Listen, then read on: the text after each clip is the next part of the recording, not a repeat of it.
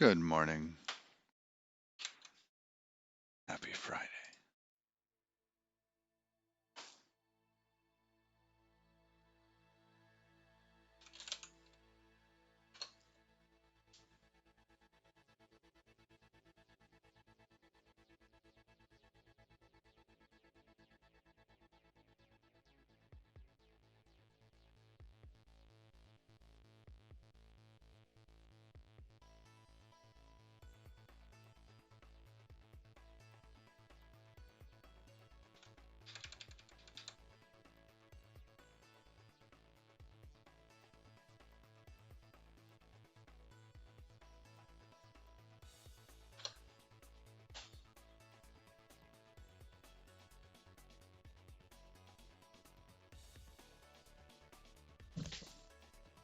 I will be right back. I need to call the dog in.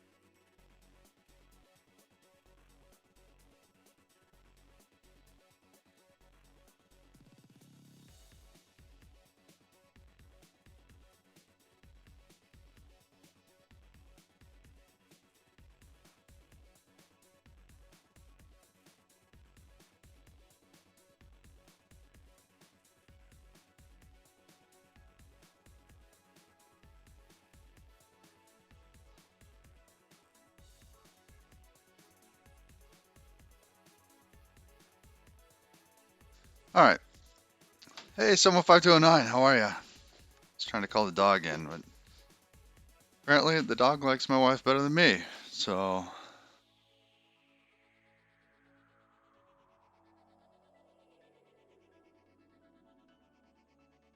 she's actually very, very protective.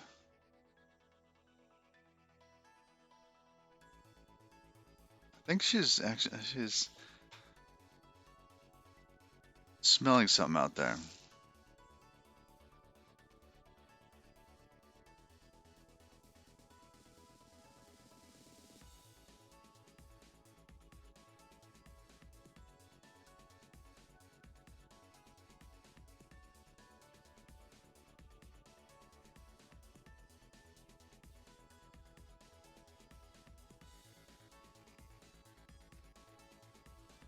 All right. Okay. Almost down to the little easy bits here. What is this one? Let's just jump into it. Remove the starting soon bit. Oh man. Oh, you know what? We forgot. We forgot the bad joke of the day. What do we got here?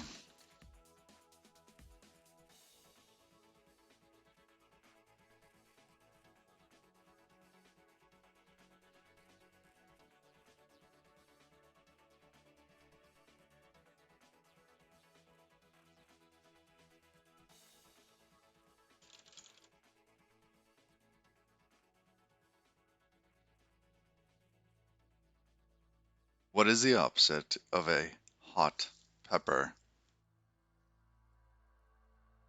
A little chili. Didn't. That was bad.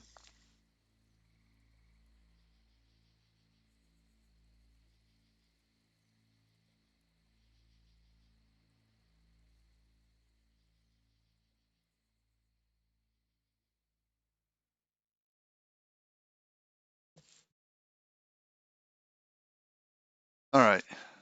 Yeah. uh, we only tell cringeworthy jokes here. All right.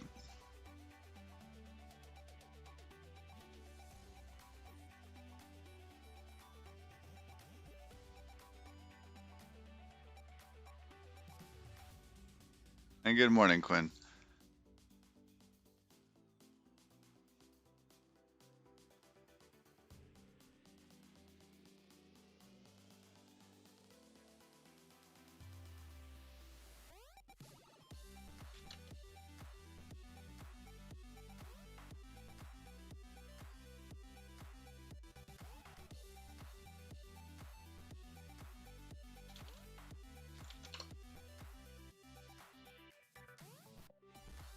Okay, looks like I need to go on a walk after the stream.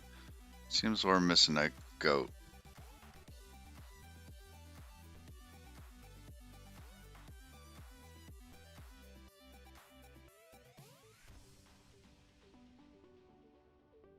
Let's see, and this is actor info. Game master. Ooh, this is information bubbling in. Okay, I see. At this point, there isn't a.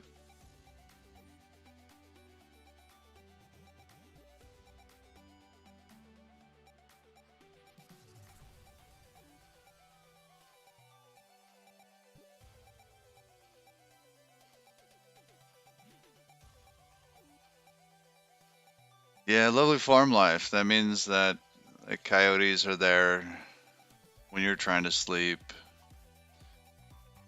Dogs barking when you're trying to sleep. Then you wake up early. Alright,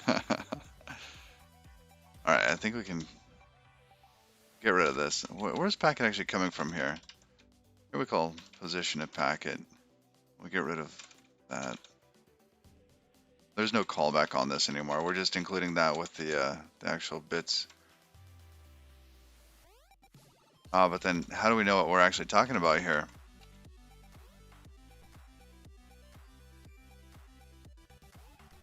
Better than a lousy neighbor?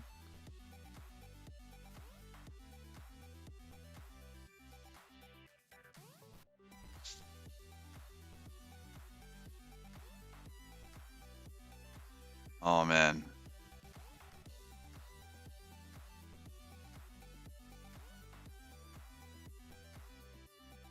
Well, coyotes are actually a nuisance around here. Kind of a nuisance because they travel in packs here.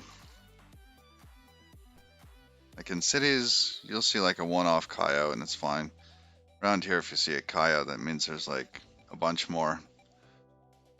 And be careful. You either get coyotes or wolves.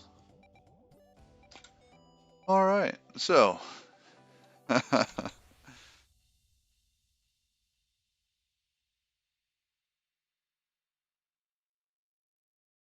This is interesting. I wonder if we need another type of packet here. One for subject information.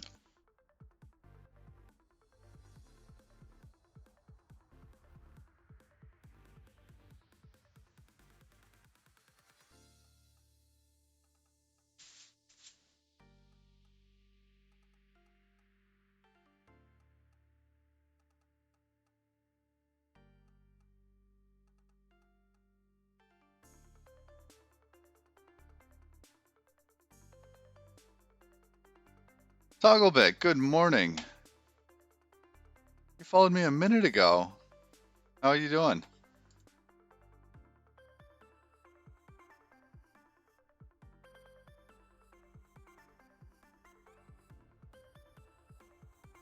Traps or guard dogs? Yeah, we've thought about that. We could do trapping.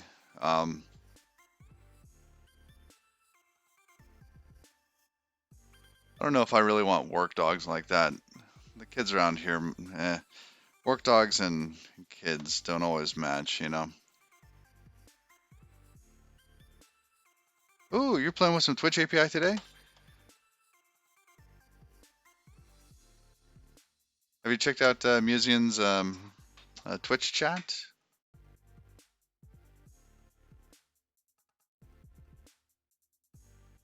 Oh yeah, coyotes. Yeah, definitely like dogs. They can hear ultrasound.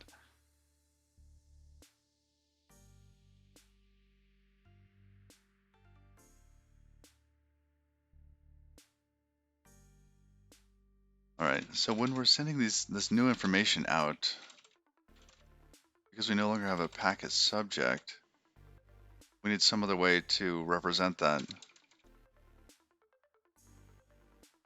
Maybe we could represent that in a similar fashion to callback.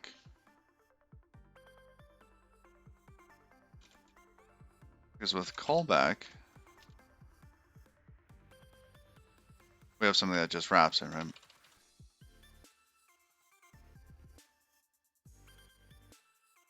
And then we have a special sort of thing that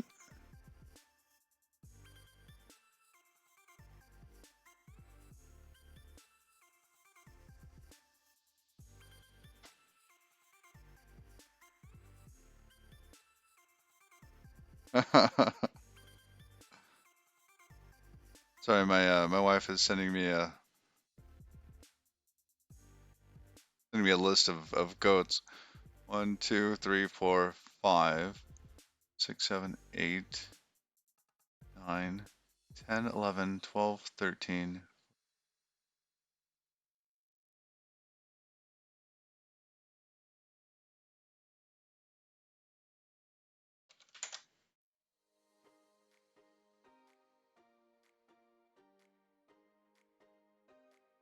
Oh, so yeah, that's 18.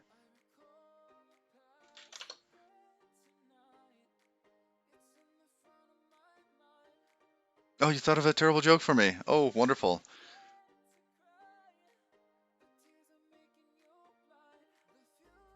You know what's wrong with this joke? Let joke equals false false.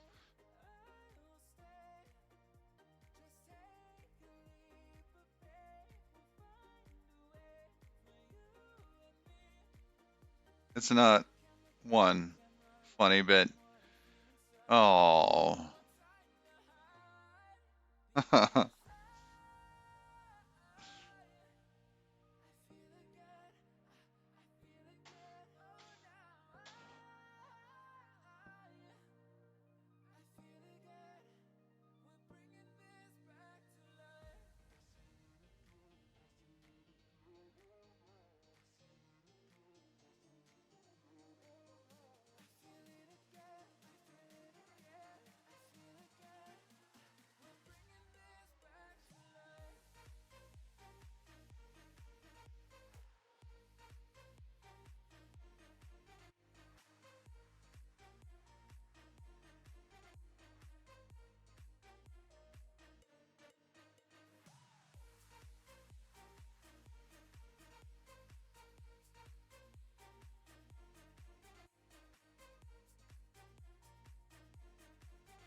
Yeah, I think in this case we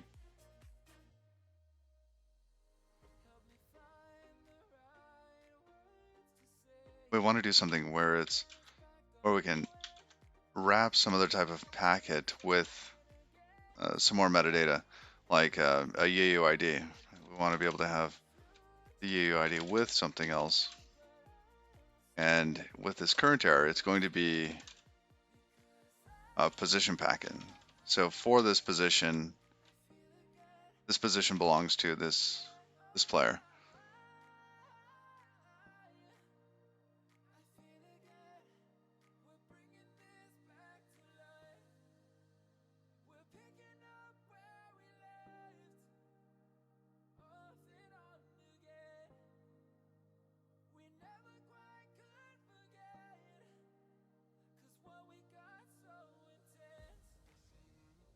I'm surprised that some of the packet information actually carries subject instead.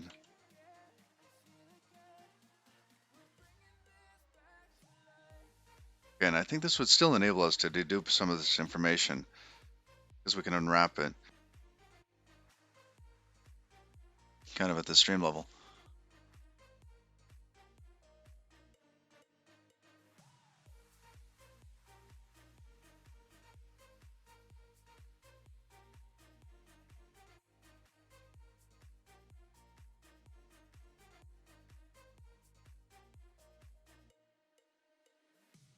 WebSockets?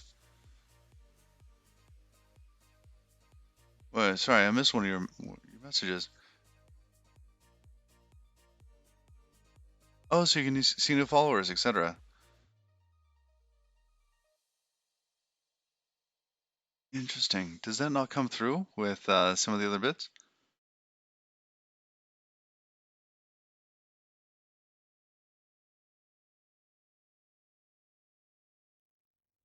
I'd have to check. It's been a while since I looked.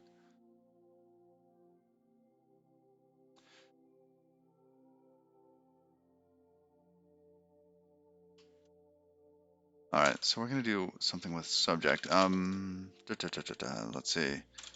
Messages source. Subject doesn't exist. Subject.rs. There we go. Now we're going to have some sort of pub struct.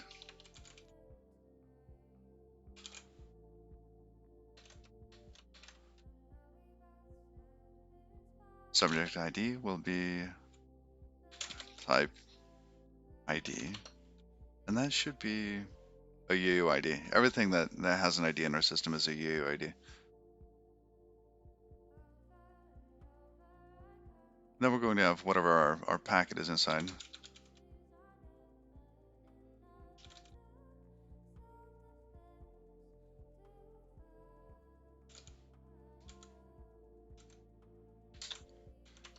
My Vim fingers have not turned on today.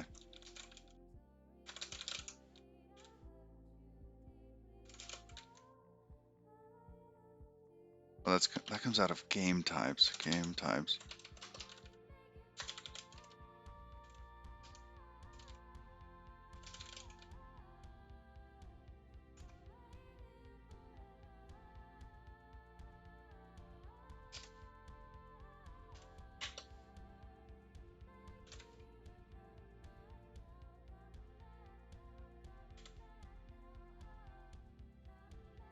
Then we're going to need this on the client side. Yeah. Well, let's use Rust Analyzer for this. Generate impl for subject. Ooh, look at that. Oh, there's no constructor for it. Huh.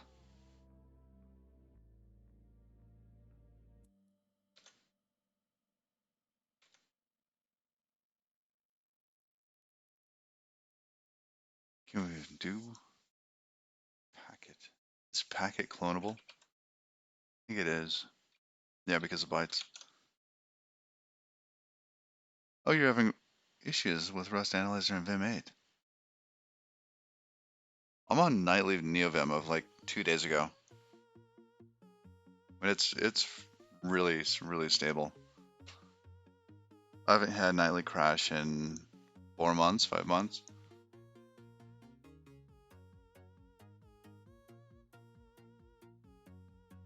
Then I was also playing around with the alternatives for language servers for NeoVim.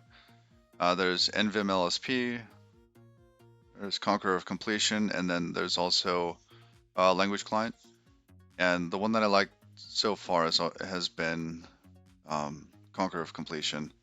It seems to have most parity with, let's say, Visual Studio's setup.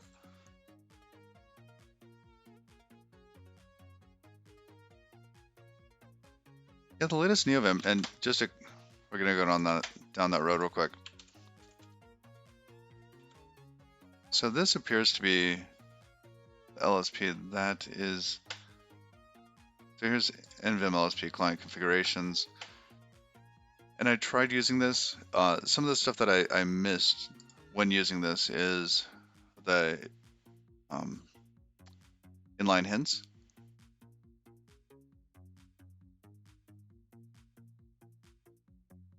Oh yeah, CSC is written in TypeScript, but it's really well done. So when going through here, there's a bunch of different language server clients and their configs for this. Using the default here, And having this set up inside any of them is really nice, right? It's super simple. Boom, done. You just have it right away. And the problem with this, and then you can even go and look in there, is that the default implementation doesn't support everything that like Conquer of Completion already supports.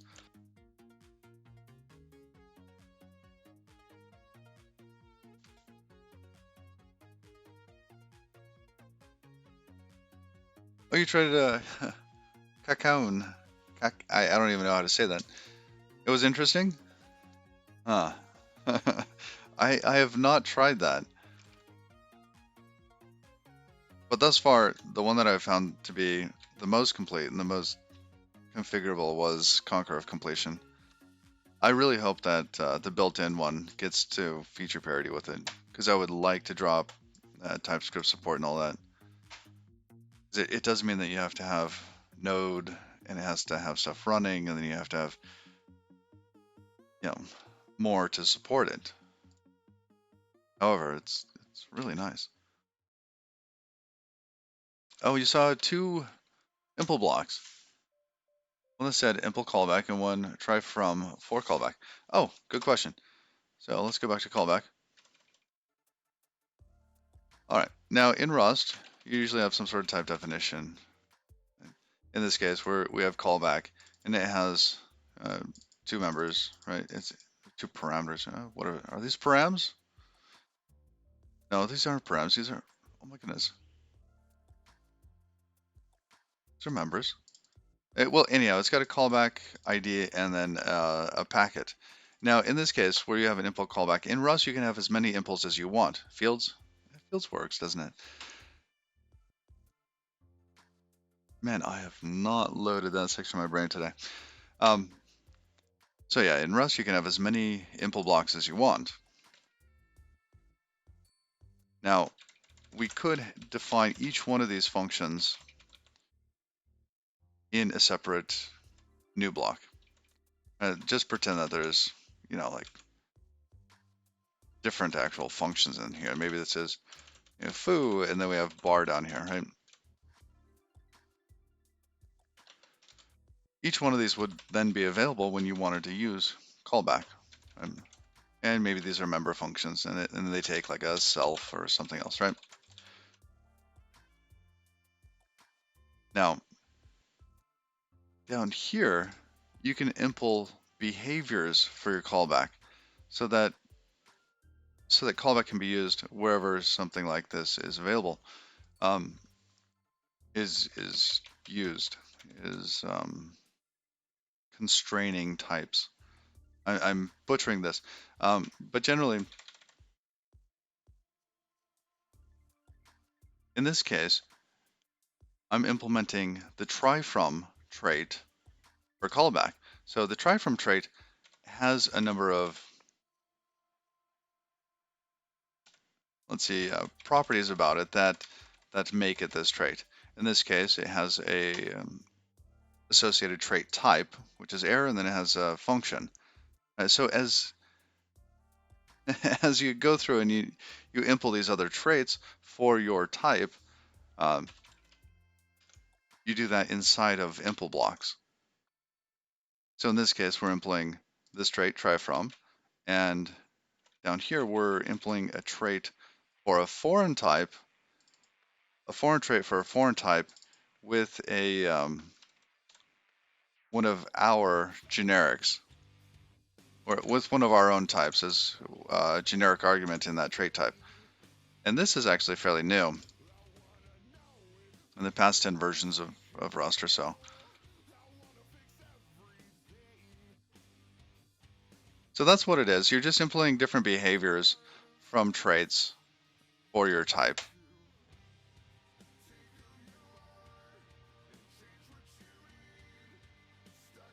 This would be kind of like implementing interfaces in other languages.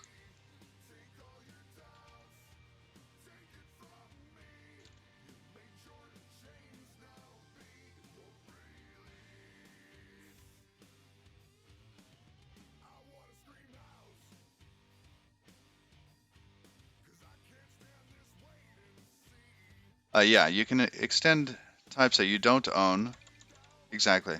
Yeah.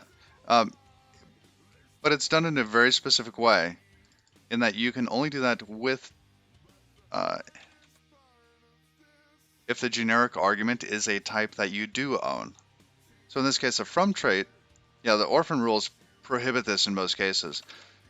Uh, However, if the generic is so yeah, if you don't know what the orphan rules are, so basically, well, in this case, if I didn't have this generic parameter here, if this from trait didn't take a generic parameter, I wouldn't be able to do this because this is a foreign type for a foreign trait. Okay. Well, I'm pretending this is a foreign type. It's actually in the same crate. But if these were foreign, I couldn't do this. Right? However, if I have a local type for a foreign trait, so this local type here, callback, as a generic parameter for this foreign type on, let's pretending this is still foreign, it would be allowed.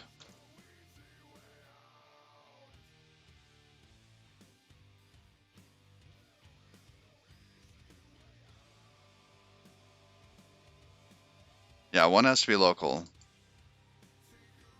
And ever since they allowed this here, um, one of the three or has to be local.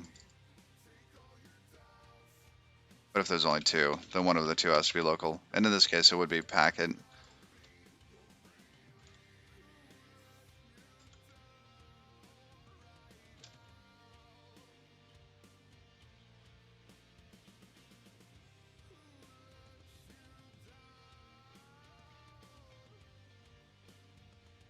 So in this case, we're going to impulse subject, function new, now, new.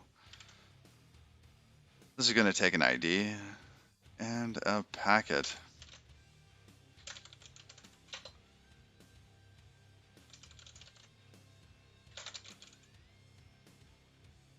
It would be better there if it took something that was into packet.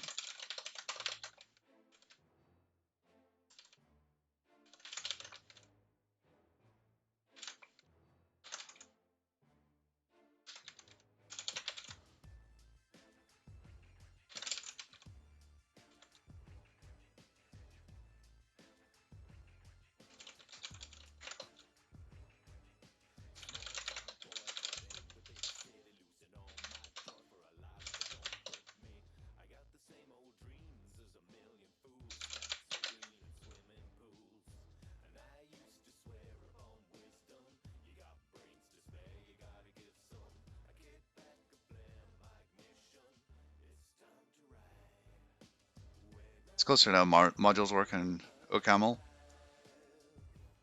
Good morning, Cap Peasant. Morning, Marley. Good morning, Patatas del Papa.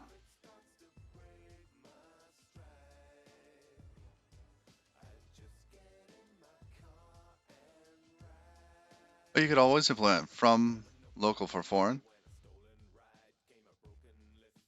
Oh, they're on the right-hand side. Okay, that's the new one. It's on the right-hand side. Got it.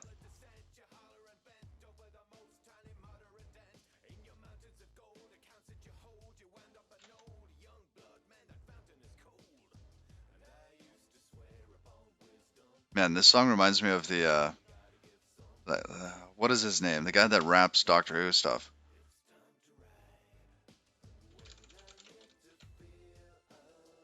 Dr. Seuss. This guy is just brilliant. I love this. I could watch this over and over and over again. And if I would have seen this when my kids were young, I could have recited this to them forever ago. I mean, this guy is gold. Anyhow, and this song reminds me of it.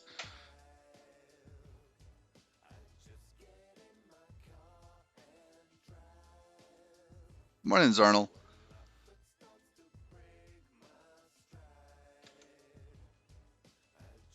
All right, so there's new. We're gonna toss that here in actor info.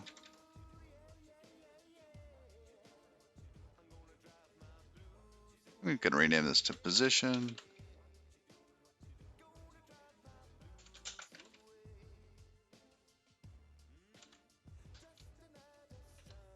Man, it is so quick now too.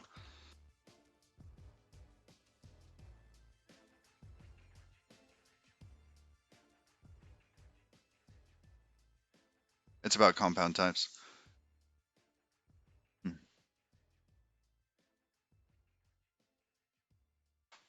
Oh, and the other day watching your stream museum, you pulled up the Rust RFC book, which I had no idea even existed.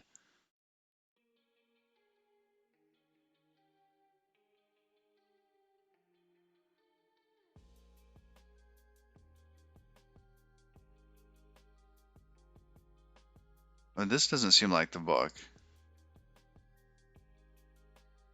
Oh, not there. Rust link have RFCs.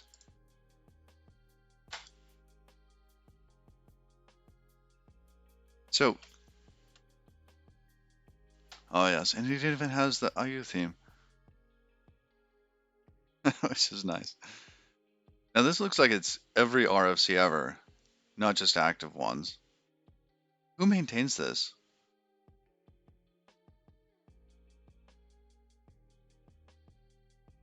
Because I've seen RFCs come in through the tracker, right? There's like,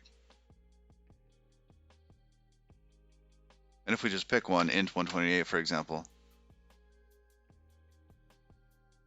by the RFC bot, interesting. Because you'll see like certain pieces as you get down to the bottom, they're just not filled in, and I'm not sure why. But I love like the detail in here. Runtime library support.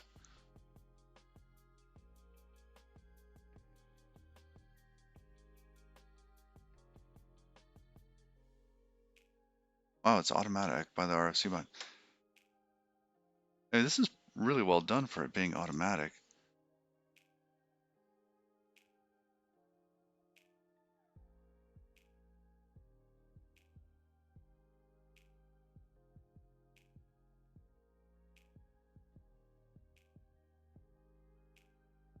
Love this. And then there was 2000, right? Which is constant generics.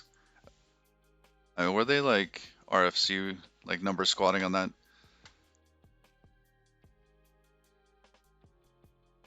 I see, it's a standard template.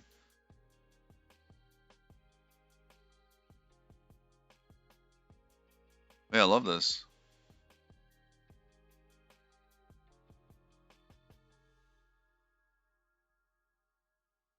Yeah, the PRs, you get everything in here.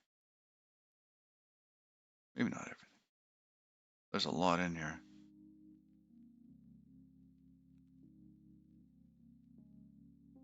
It would be neat to have, um, just to start like tracking that stuff.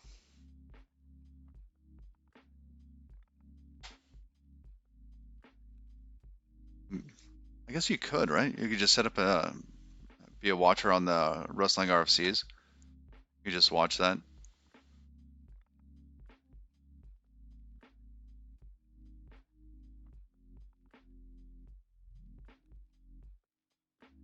And that could be pretty neat. Watching all the RFCs float into Rust. Kind of keep your ear to the ground. Oh, RFC by RS. That could be really neat.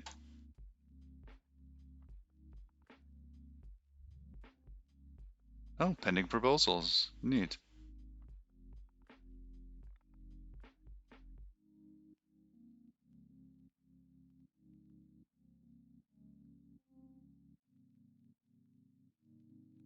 Nice.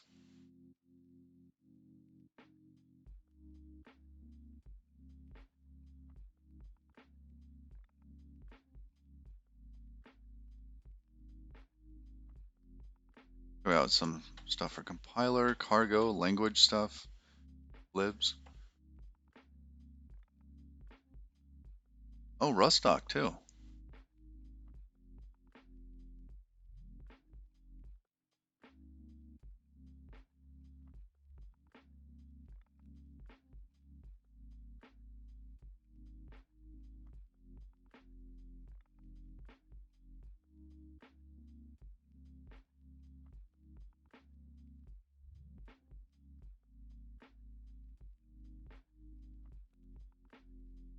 I love like everything except for boats.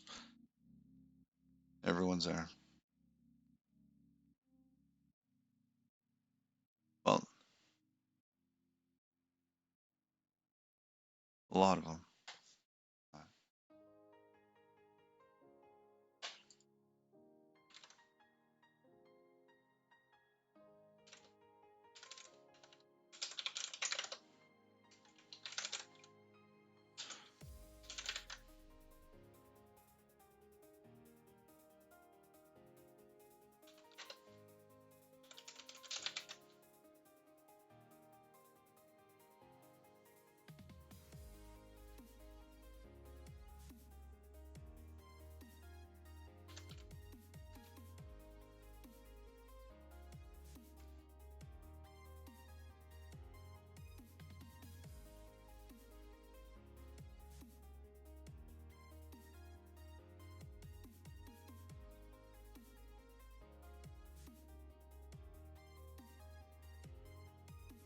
Oh, I see. The final comment period is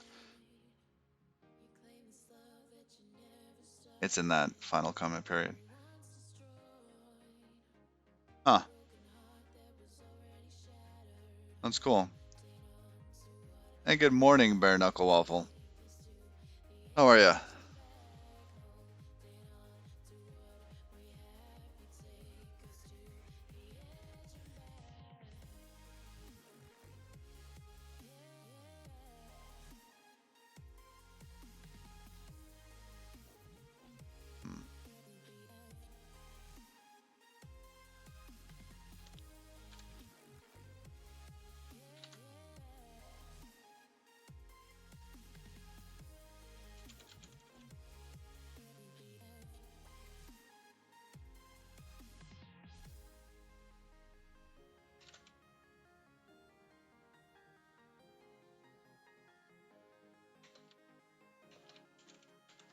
So if we have subject there, it's all good.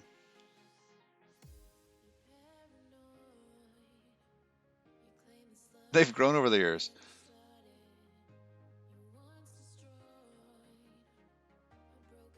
Oh, if you went for like a nickname, would it be Waffle or Bear or Knuckle or Knuckles?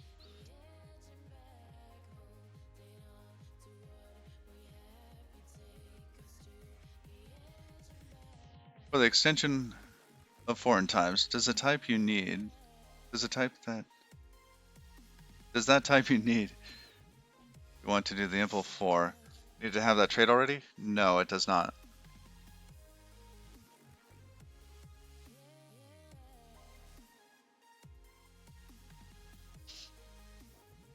Dot files are over here. Maybe we should actually go back and work on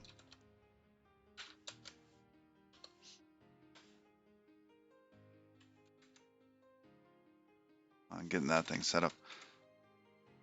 Oh, subject not there. It's not in the root? Oh, we didn't finish that in messages.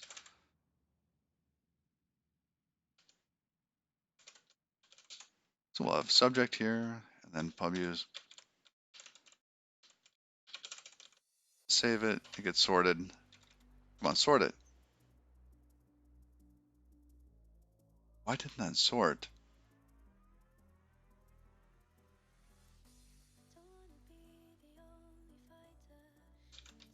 That's troublesome.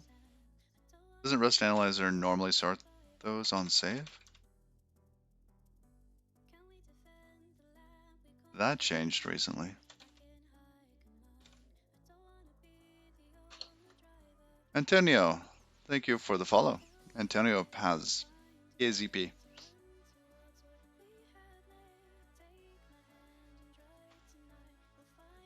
All right. Now this package, we should be able to know what this type is, so we don't have to do that.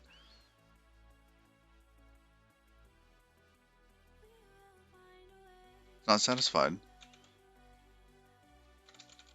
Oh, did we not actually implement that for subject yet?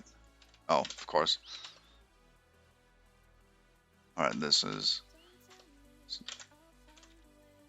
nearly this.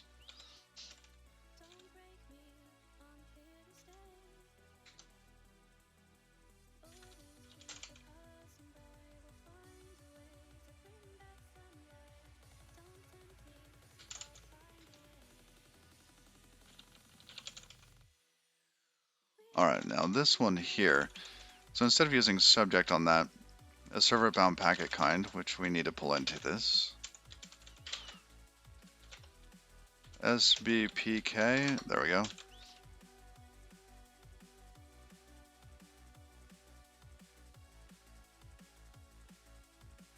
I think I'm going to take 0 for this. And this is basically going to be part of our deduping of subjects here.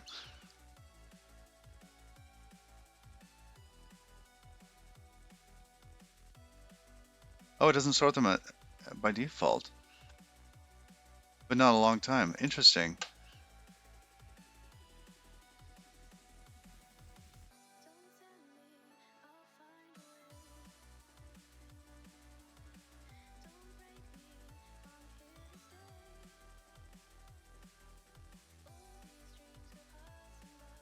So yeah, I thought I already had a Rust format.toml file. Yeah, so we have this. Width is normally 120, but for the stream, because we sometimes have little drawers over there on the right,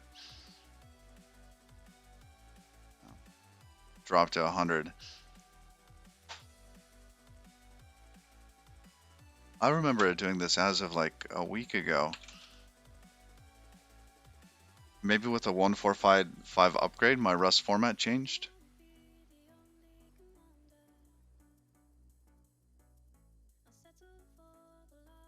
Reorder imports, okay.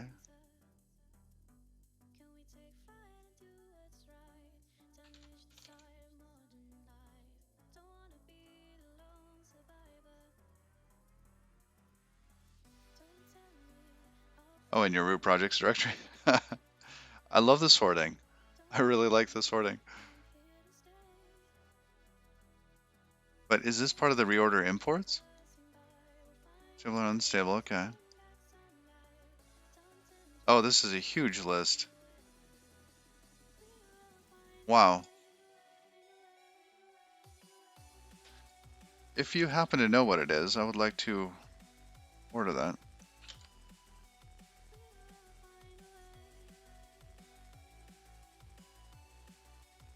Ah, okay.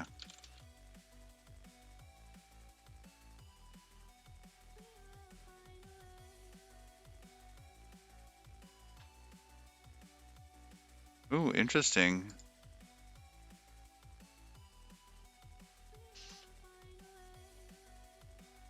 Default value is true.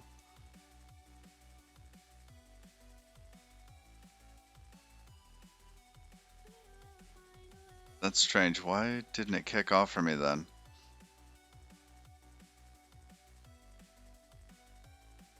Reorder modules.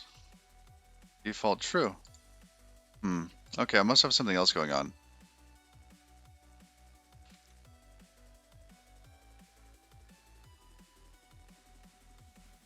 Yeah, the top here. Oops. I had subject. I just dropped it up here, right? Hit save. Nothing happened. Normally, it goes through and sorts that for me.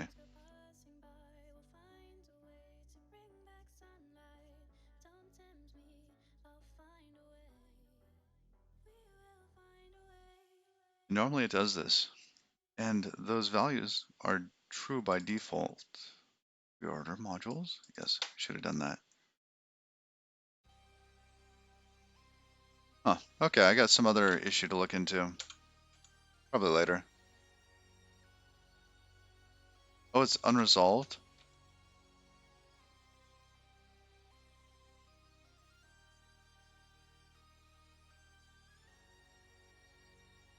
Oh, I see.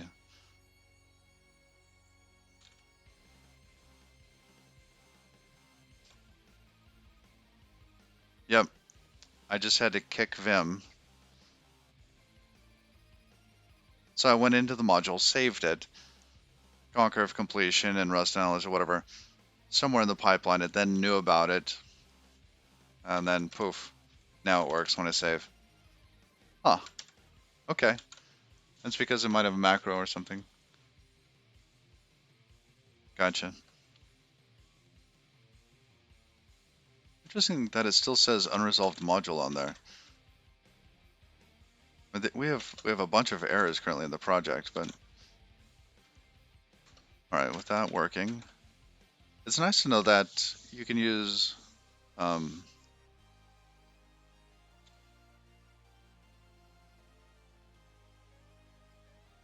you mentioned it just a moment ago.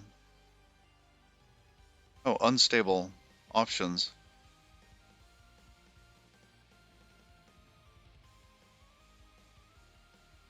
Earl or Aniwa would probably be very happy to see that.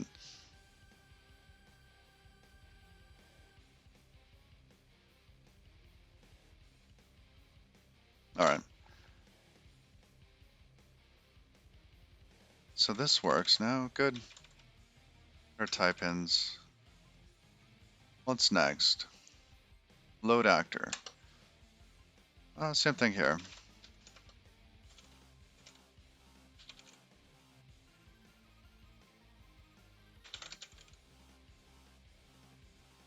Equals.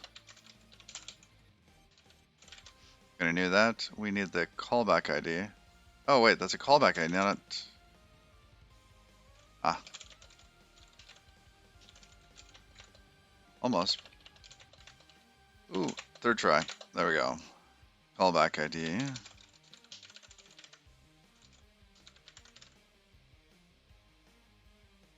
And then success on that. Okay. And just message.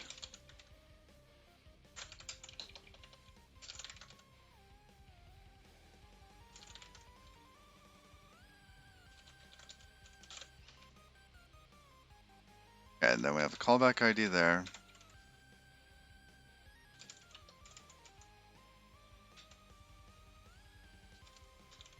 Callback there.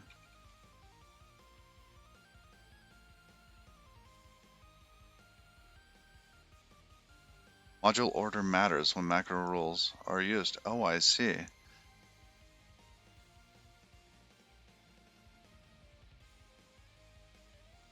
And you said you have that disabled. Now, would you do that because you want to be able to control those without having to add spaces?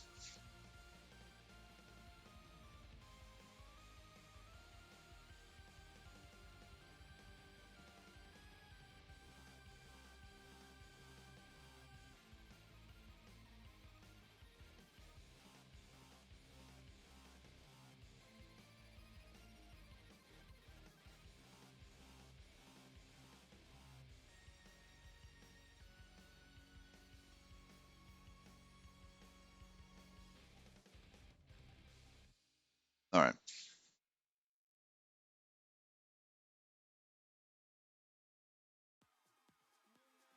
Really annoying to have part of an input block disappear. Oh, interesting. No, by all means, Marley, just toss the questions out there.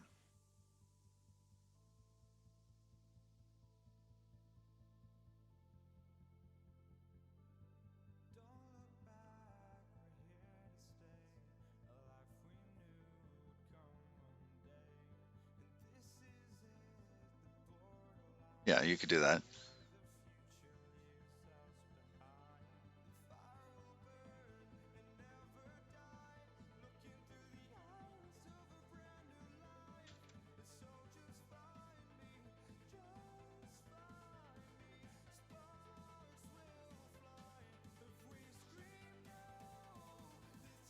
So, Museum would dynamically be using the dyn trait, or the dyn keyword. We never end up using that here.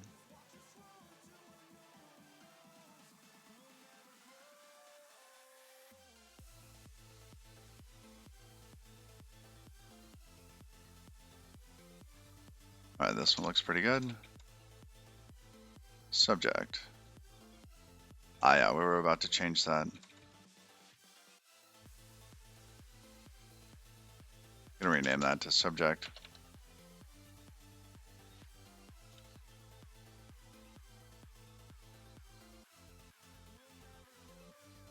I feel like I'm missing a piece here.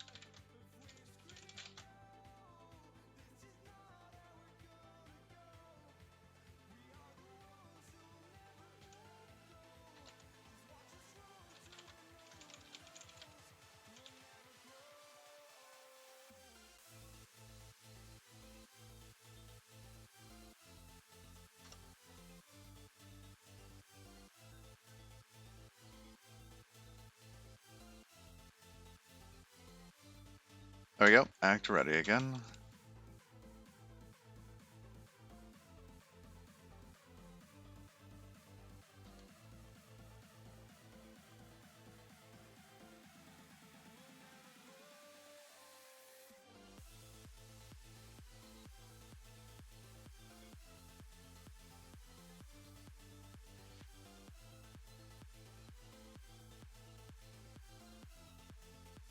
So in this case, the entity ID is coming off of the subject of this packet. Now that subject's gone, we have to do something else.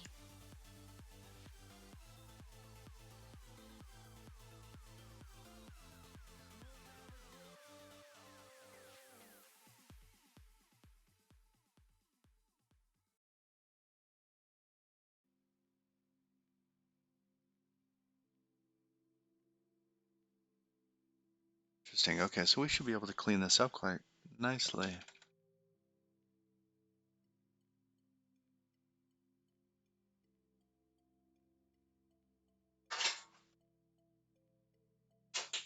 Oops, that's in the way. Footrest vanished. All right.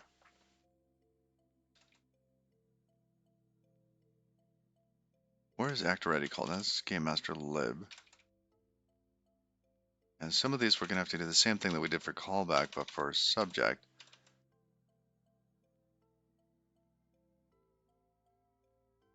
Ah,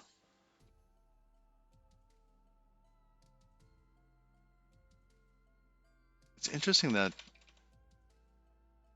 with this actor ready type here, the server bound packet kind, actor ready.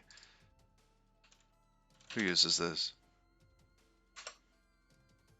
Just us, just here. It can't be it.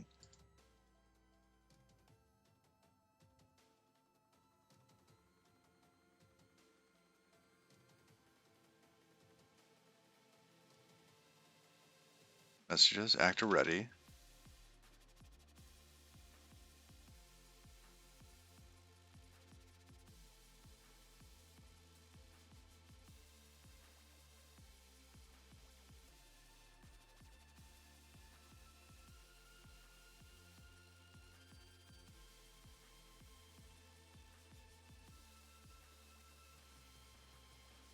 Yeah, and that's not even used anymore.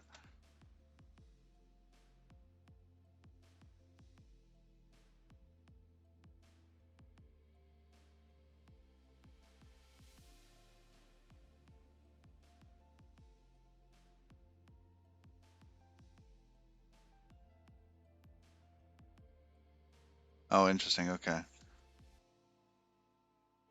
It's still coming to refer to dyn trait as a trait object or boxed trait.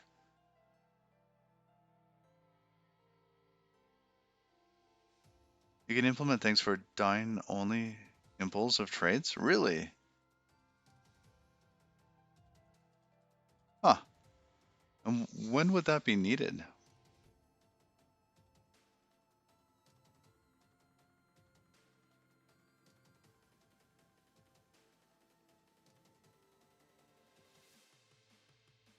Is that useful for like pinning stuff?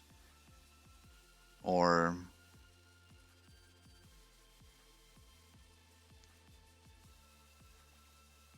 oh, dynamically sized types mostly? Is that what DST is?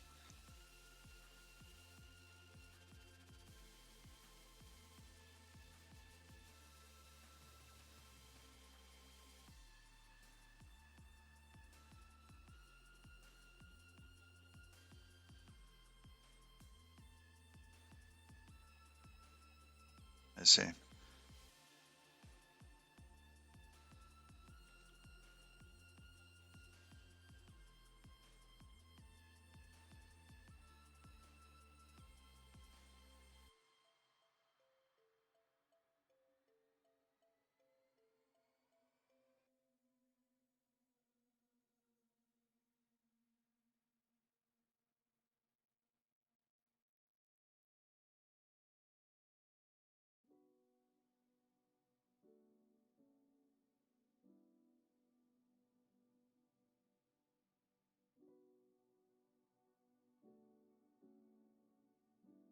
Well, it looks like we don't actually have a type for this anymore.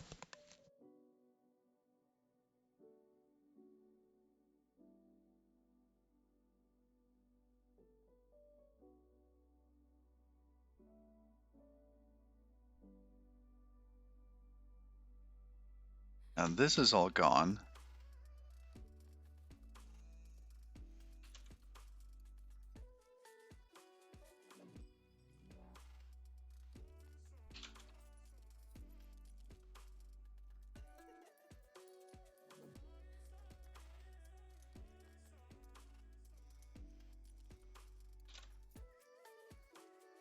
That should be handled in here, actually. Yeah, that all got converted.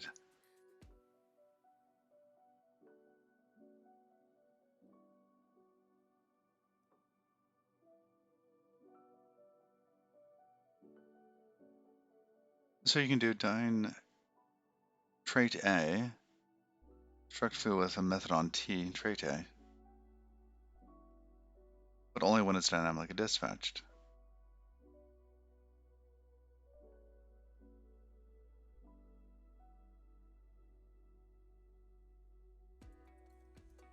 Wow, okay.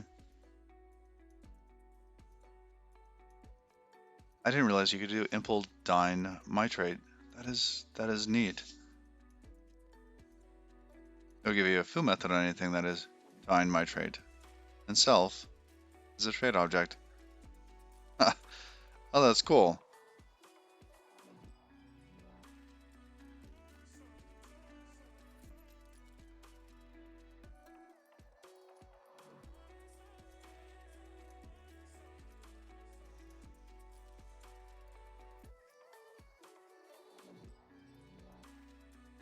Alright, just a moment.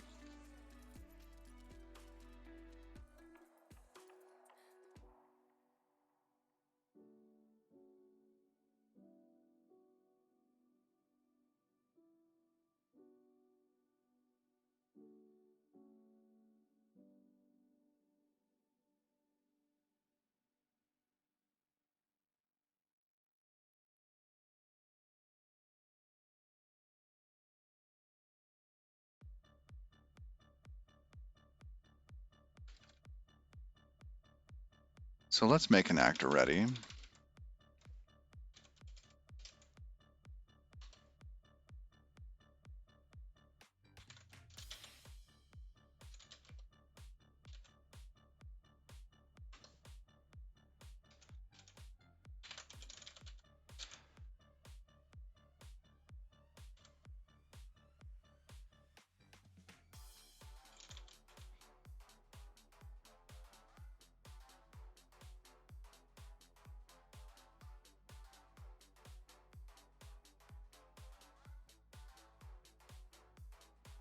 Whoa, what happened there?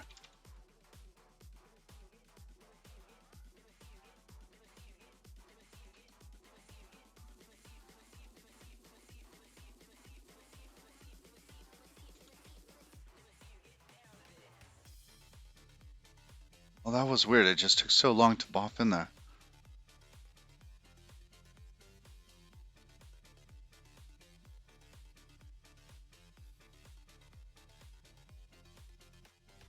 Yeah, this might end up going away.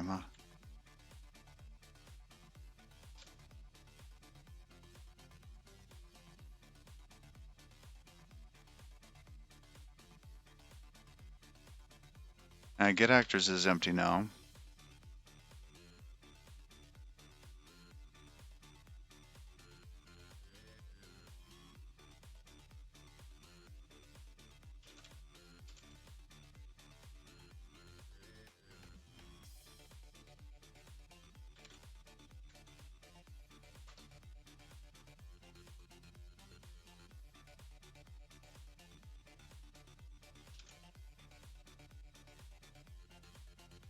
I'm guessing that is dead code. Just gonna comment it out for the moment. Not ready to commit on killing that.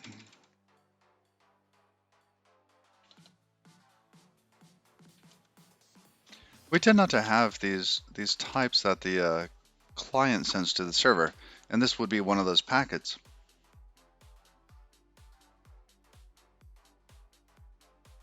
This is usually signaled from the client when the client's saying, "Hey, I've gotten everything. Go ahead and put me in the zone," right?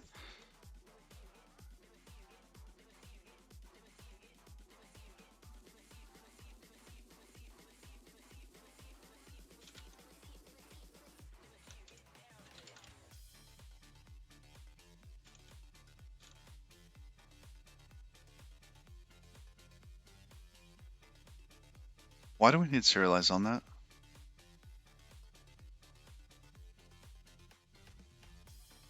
Oh, yeah, we do the Saturday CBOR thing on it.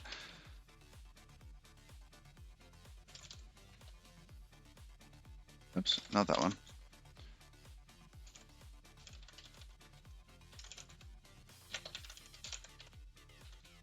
All right, serialize and deserialize. Now we have this. Expected a comma.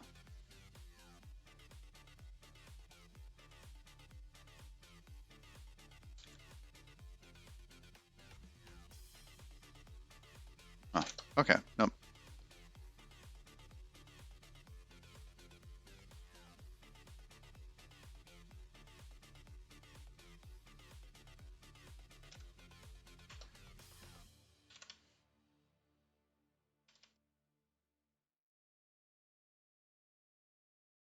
Gonna need a packet bit for it.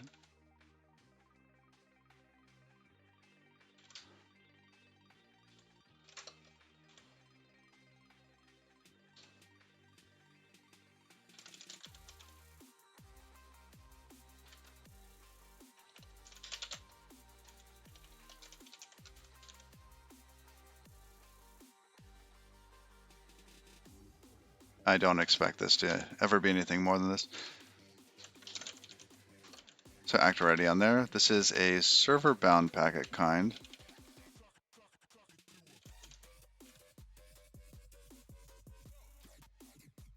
Yeah, act ready on there. Okay. And data in this case, it's just going to be empty bytes.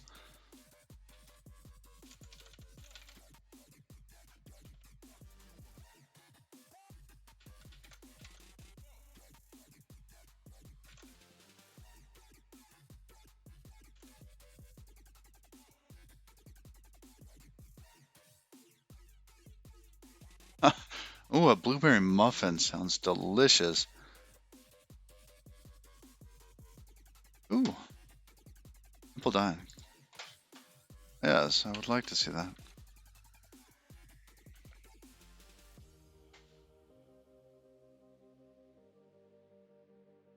All right, so we have trait hello, which has greeting on it. Apple dine hello. So for everything that's dine, you can print greet and self greeting. Okay, so it does, self is the trait object here. And that returns a string. Then we have struct world. Impl hello for world.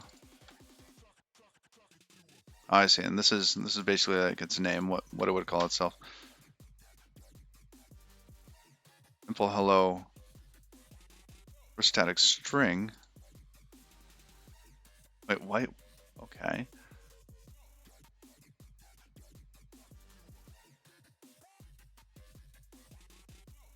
So in this case, we have a static element, and we say this takes anything that can impl hello.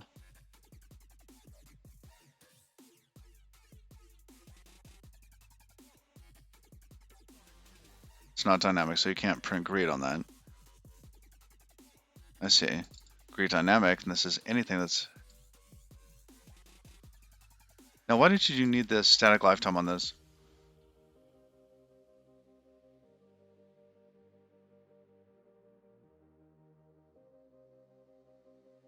Oh, yeah. Okay, for lifetime issues. Got it.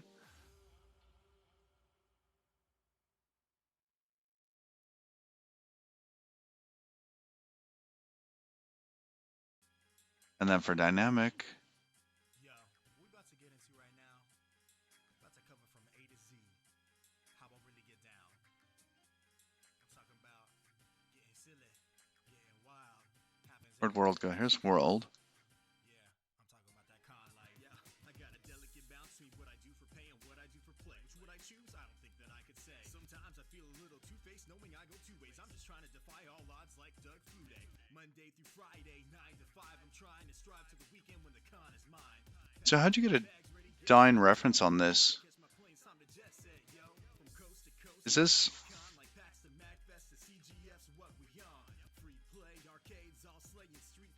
That's how you make trade objects? That's neat. So I didn't realize that that drawing extended to things that weren't heap out, like weren't boxed.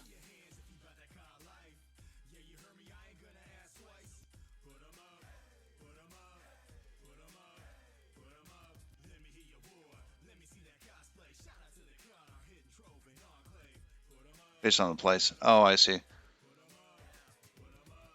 Box Nuke can coerce it too. I see. You can have them local. Most are boxed because local objects are super annoying to deal with. Okay.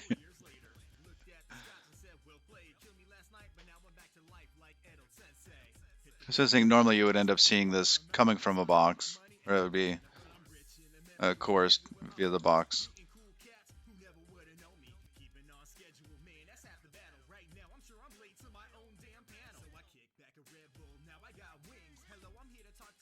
Interesting. Okay, and that's why you have it on the string, so it's print greet everyone.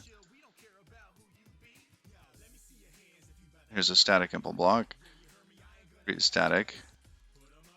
Dynamic. Greet dynamic. Huh.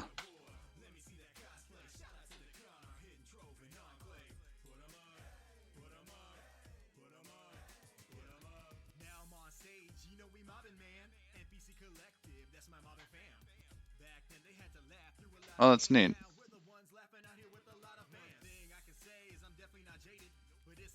Hmm.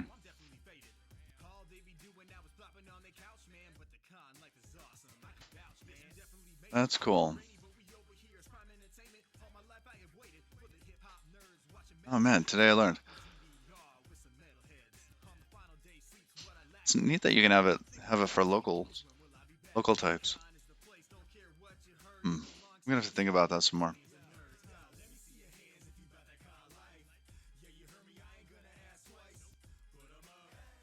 Yeah, box dyne tray can be used as dyne tray, which is where I'd expect to see this.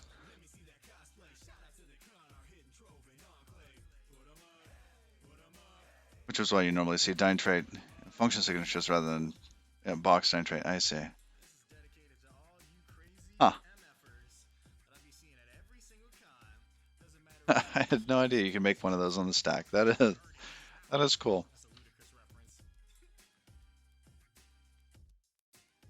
I guess that'd be very useful for, let's say, testing, right? You just make it for this type, make it for that type, sure everything works. Because the compiler would enforce that anyways, but if you wanted to make sure it wasn't getting broken. Hmm.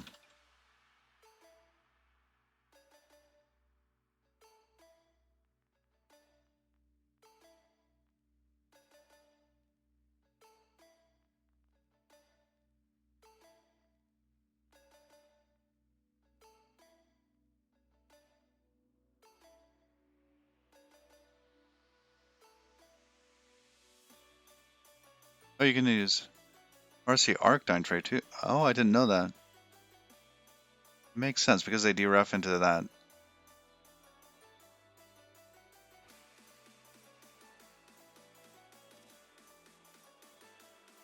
It's for placement on the heap.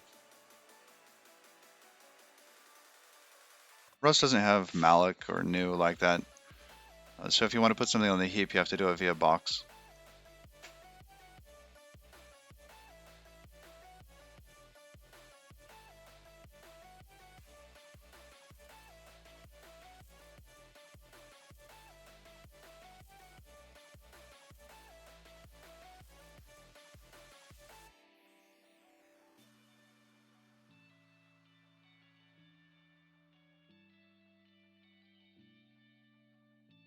Ooh, it's technically a unique pointer.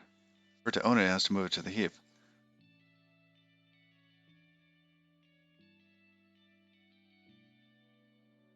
Are there other ways to move things to the heap?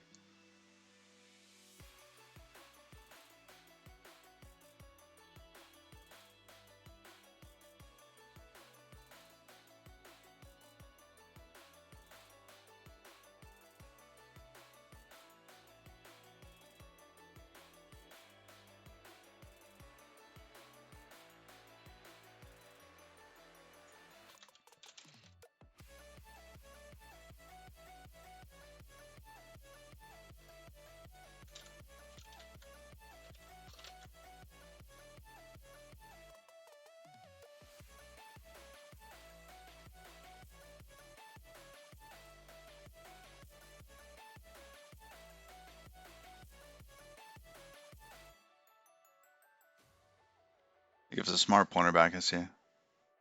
RC new moves to heap? Okay.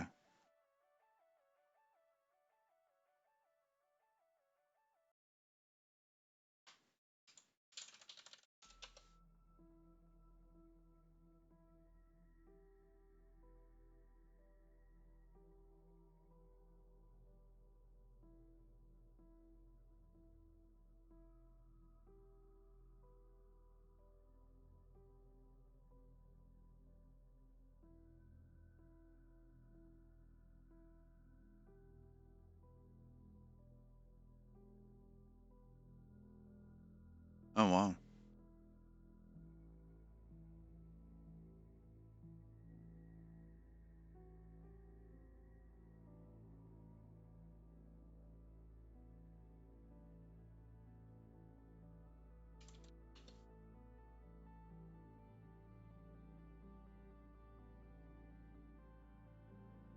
Oh, right, and this is useful for making allocators and such. That's right.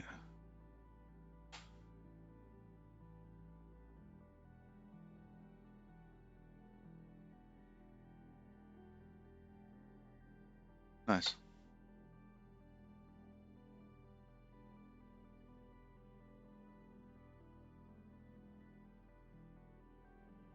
Okay, cool.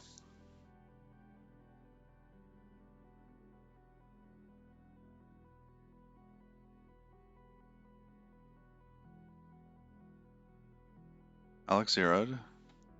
Nice.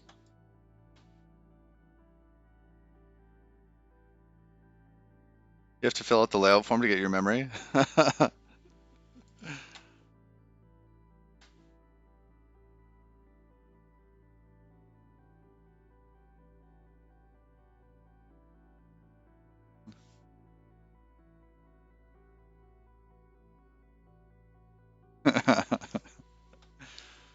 Oh, man.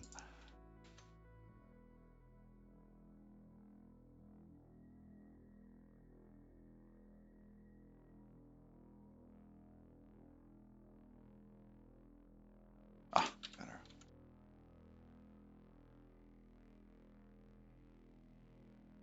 So actor ready is actually going to take one of those. Subject's going to be a container, another container type here.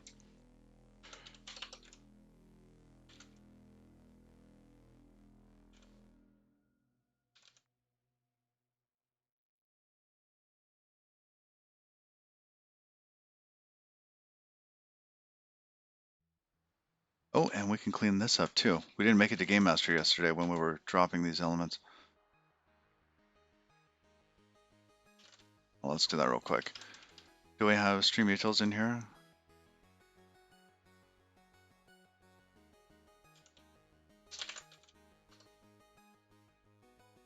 Stream util, what was it?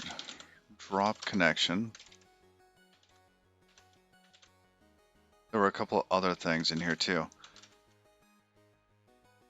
Outgoing packets we're getting rid of.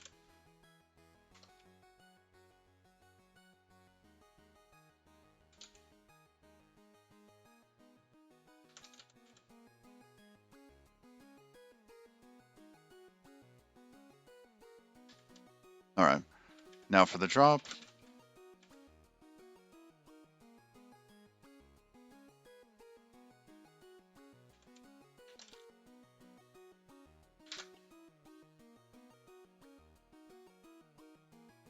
Layout is a very well thought out type. Okay. I didn't take a good look at that.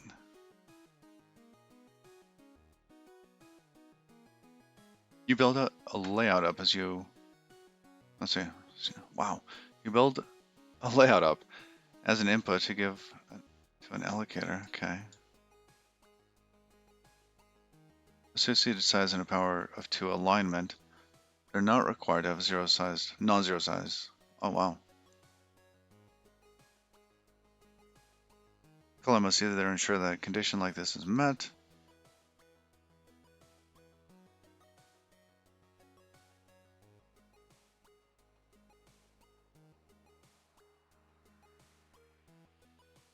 Huh.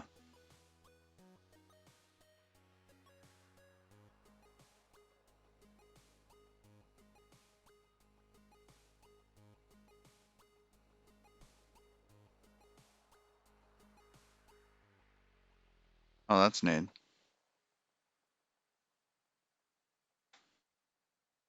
A line too, dangling.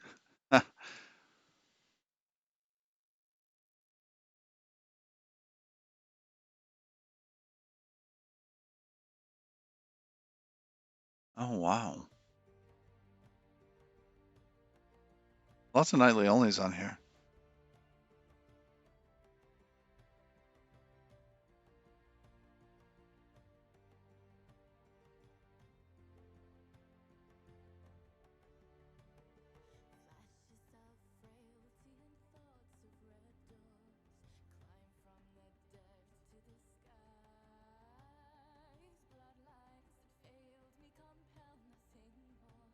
That is neat. That is really cool. I don't see the need to go down into like who's going to be using things like that. This is going to be when you're doing kind of system stuff, embedded stuff. Um, I don't know, even if embedded stuff, it makes sense to use some of these. But I could see this for like OS stuff. That's what Box uses. I see. And VAC, sort of. Huh.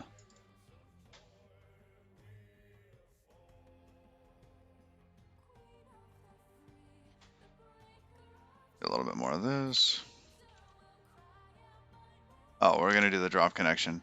This is stream ID on this. I think it just wants a stream ID.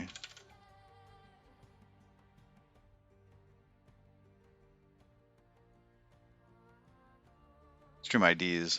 Oh, that's right.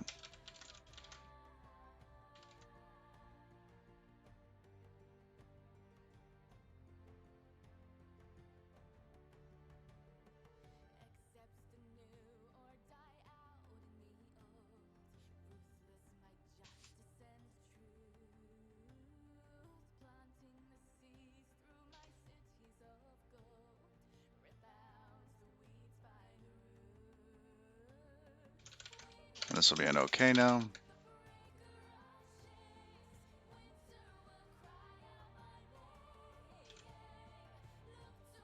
Missing match arm, sure. There we go.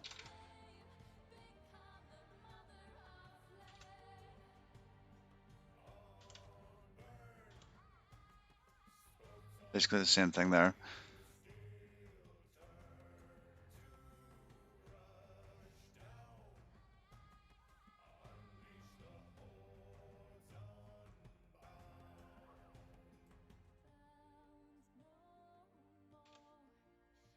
That doesn't look like it's missing a match arm. All right, so then we have actor ready. Now when we call actor ready, I actually have to decompose this outer bit a little bit more. Because now the message is a wrapped thing. But what does actor ready need from this? Actor ready needs the subject. All right, let's just pass the subject in. Does it need message for anything else? Stream ID and subject. Okay, let's just pass those in instead.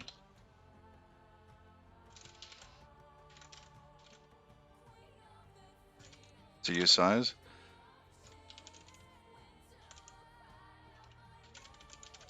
It's a type ID.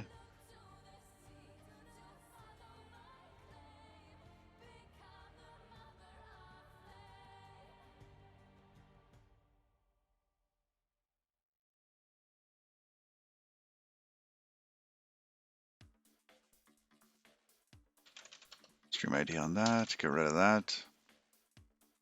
This error doesn't exist here anymore.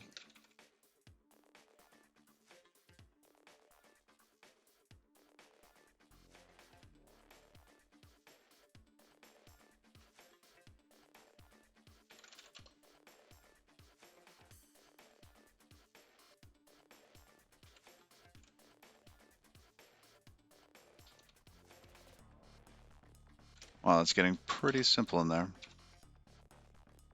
So instead of message, stream ID, and then message dot.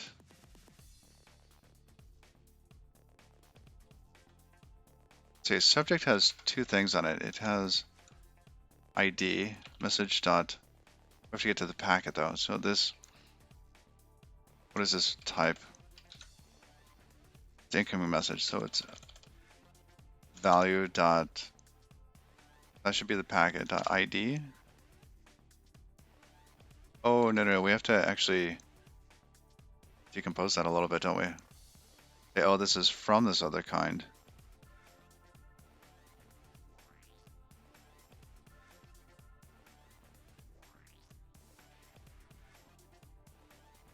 All right, we're gonna do that inside there.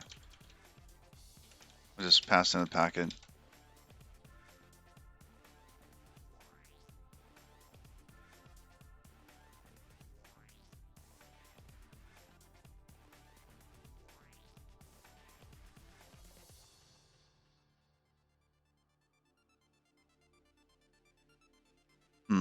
I don't know, it seems like everything's going to be using this.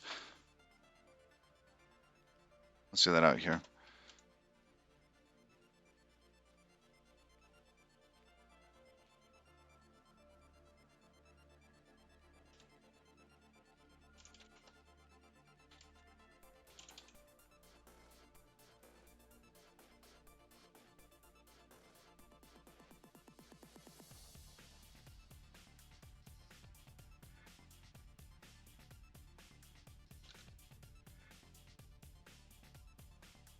Yeah, it's just going to be bytes. Okay.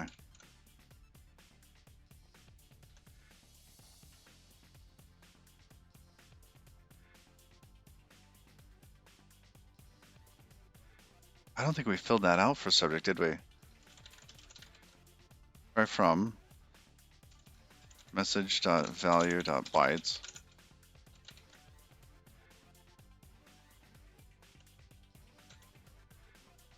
Let's go look at subject. Subject for packet.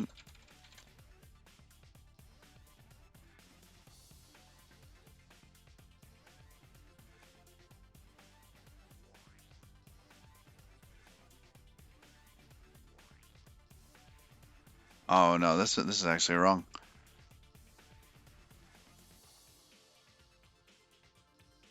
We didn't encode the ID or the other packet.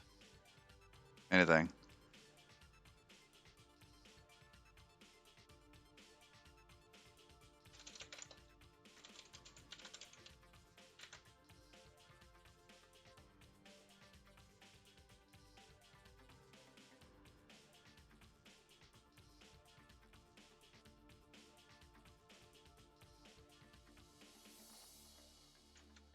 So we'll do this with capacity, and that'll be the size of the packet. We'll get to that in a moment.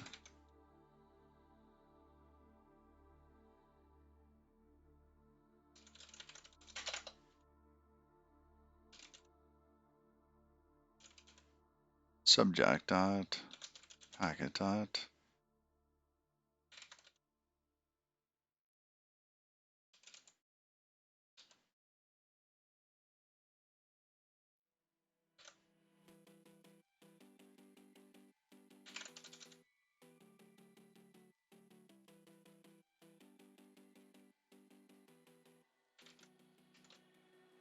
Standing on the edge of a cliff, realize there must be more to life than this.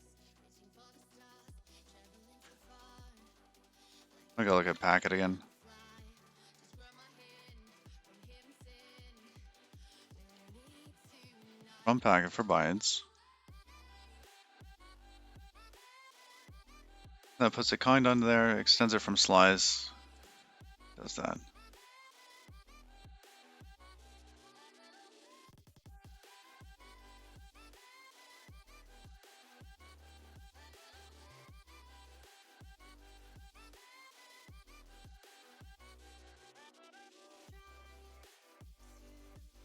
That's right, because the packet is just a U8 in bytes. So why do we even need to do that?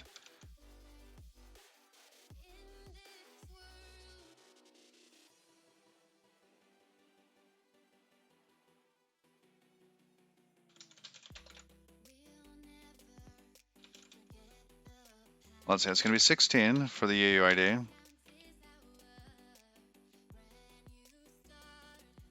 Plus 1, the kind,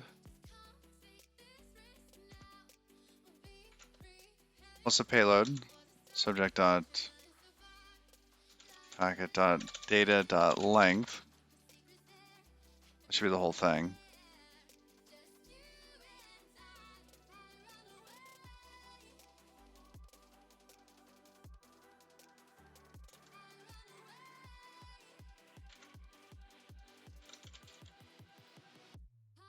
All right, so then we have our memory. Let's comment on this.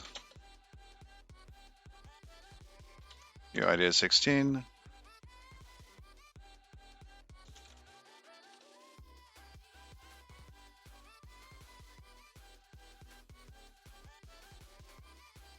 And then the payload,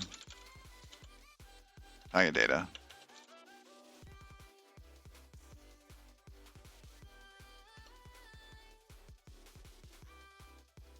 And we need to get the writer out of the data.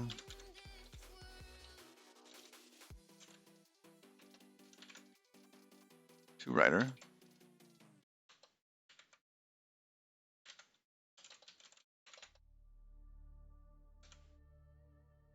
No. Now we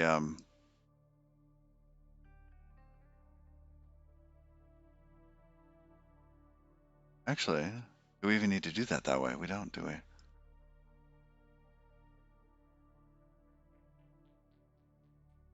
So if we have bytes mute, we can pull in buff mute.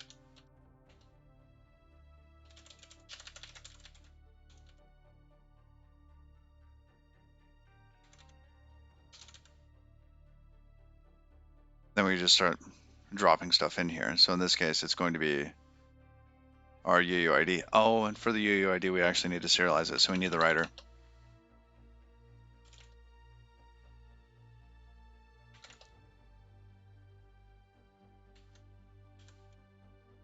Data dot to writer. All right, now we can use the writer to be able to do that. So Serday, CBOR to writer. Now we give it the writer and the value. The value in this case is going to be subject ID. All right, now that we have the writer, we can take the writer back.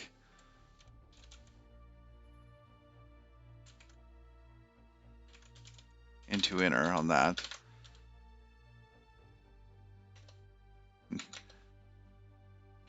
All right, still mutable data.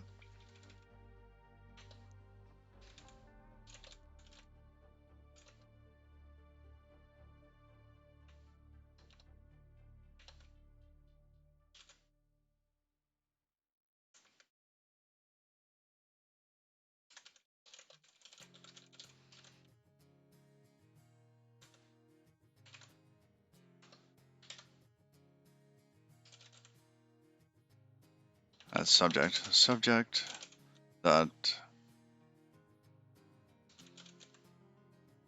packet kind on there. Isn't that weird?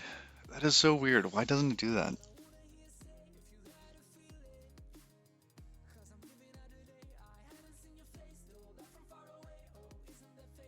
I mean, I don't.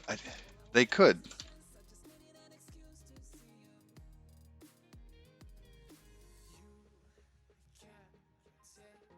Oh, I see. It's fancy interior pointers. Invariants can't be upheld with it. Because while you have the writer open, you shouldn't be able to do other things. Oh, I see. Yeah.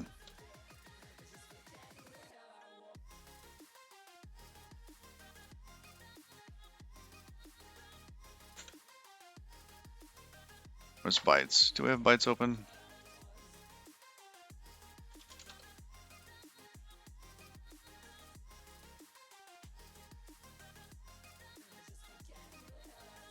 Freights, buff mute at the bottom there. So you can put all these different types on there. We're putting a U8.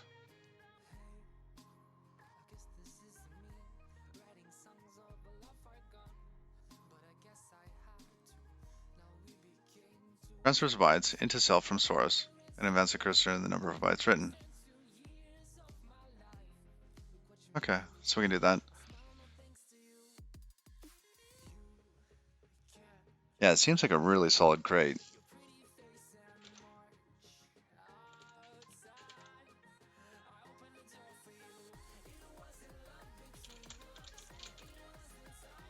Subject packet.data.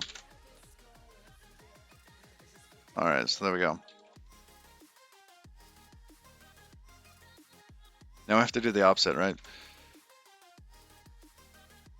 That's how we're going to send that.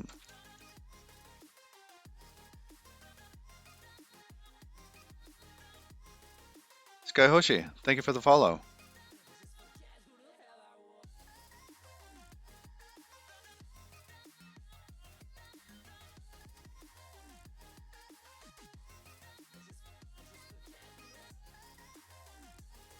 Oh, interesting. Very long story there. Is it political or is it like a Rust political thing, or is it like a it's like a war of two families? I guess that's still political, isn't it?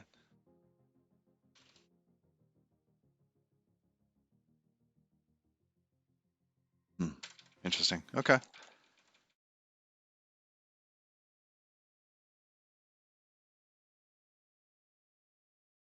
All right. So now we have that wrapped. Now we can do the opposite. Simple from packet 4 bytes. Oh, no.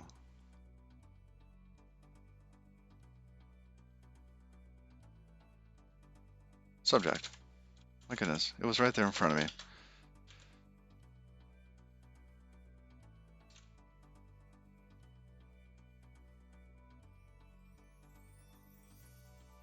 Syntax error, expected left curly brace.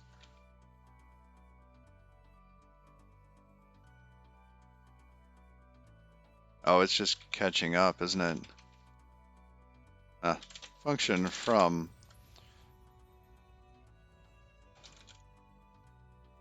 packet.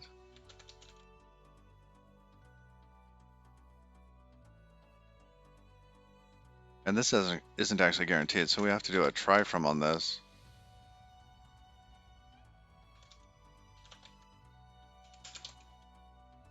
Result will either be subject or there was some try from error, wasn't there?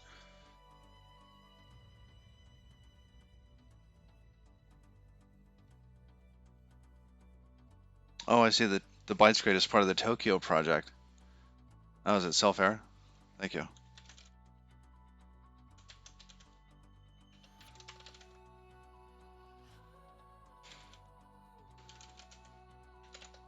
And this is going to be a Certus CBOR error, isn't it?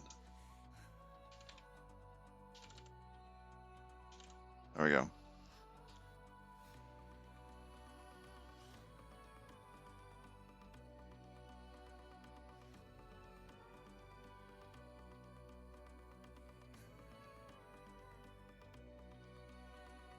Oh, I see. It's self error for fromster. Oh. All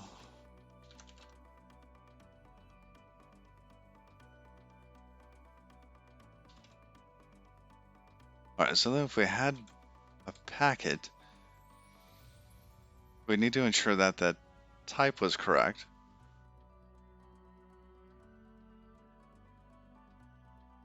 Oh, you know what? This should probably be a message error. Because we might have some other type error, some other error in here.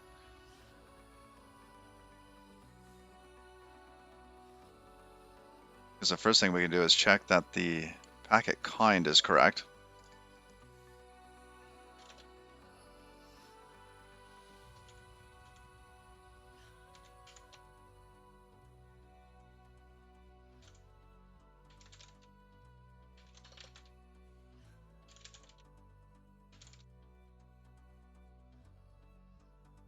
What do we have in here? Parse error, IO error. Unknown packet kind.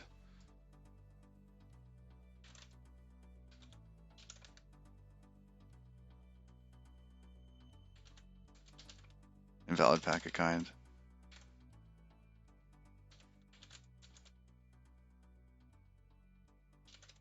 Something like that.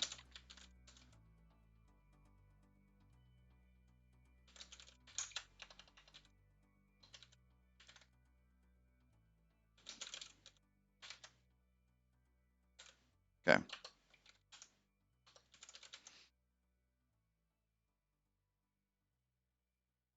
So now that we have that, we know that at least the packet kind is correct. And we can take the UUID off of there, followed by these other bits. Okay.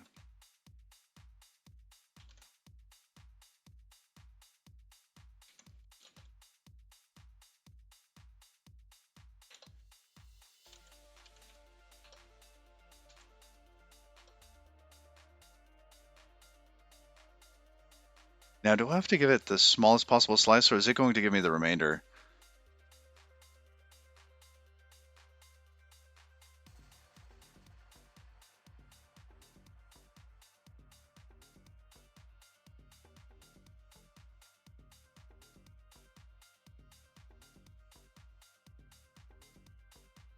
Gonna read the whole slice? Ah, drat. Okay. So I have to give it just the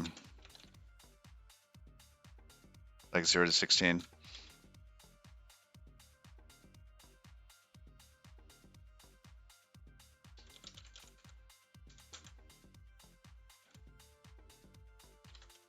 Something more like that.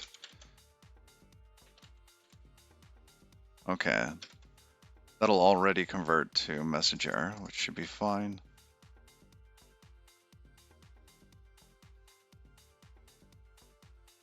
Now we have to make sure that the payload on this is large enough.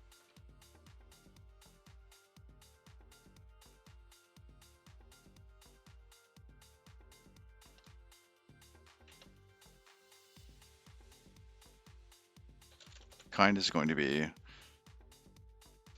packet.data 16, right? Off by 1. No, we should be good. And then data is going to be packet.data 16 dot dot, something like that.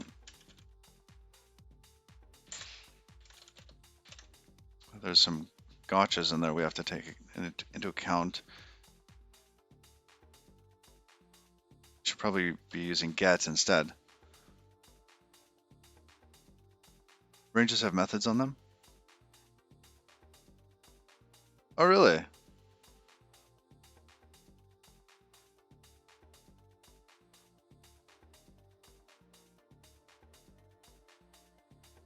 I didn't know that. That sounds cool.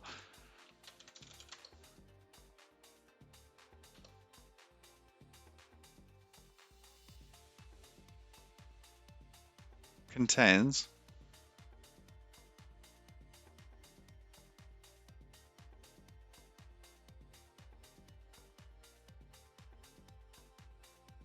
Oh, that's neat. Is empty. Oh, it's nightly.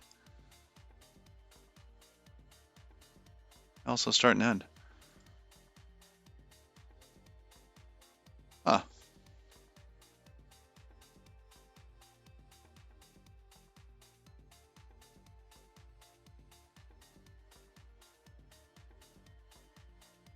that is neat. I didn't know that existed. That's cool.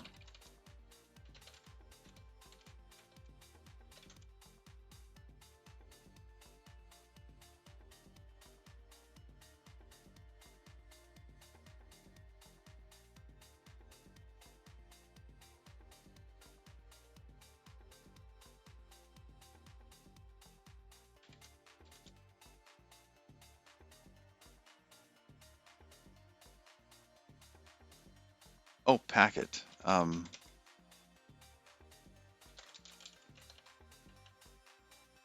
Sure.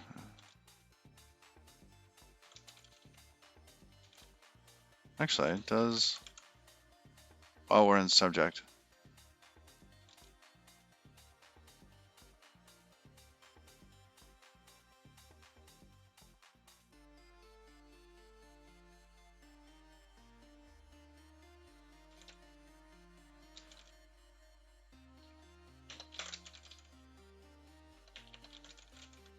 Come on. There we go. Oh, function new. Just take a kind, u8, and data.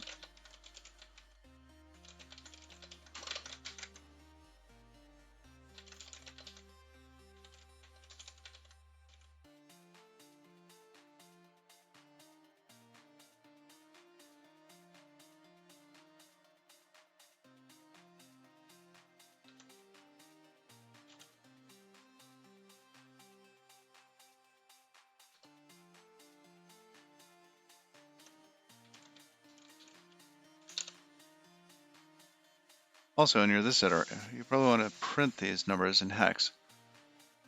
Ooh, nice. Yeah, that's cool.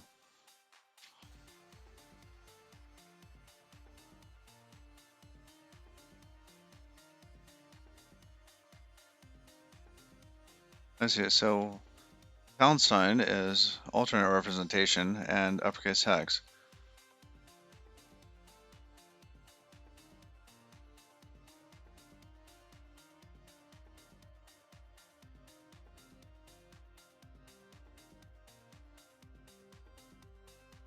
Nice.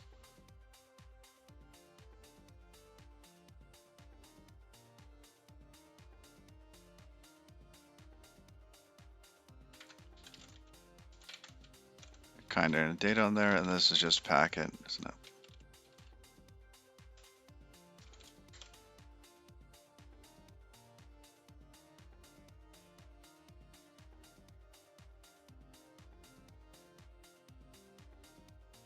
Ricky, thank you for the follow. And J Hugo DC, thank you for the follow.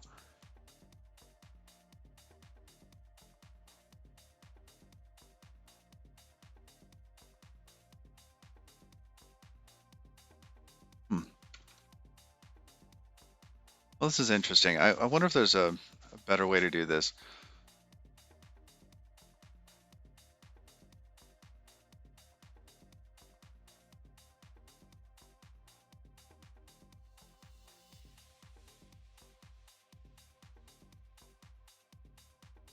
And we could do.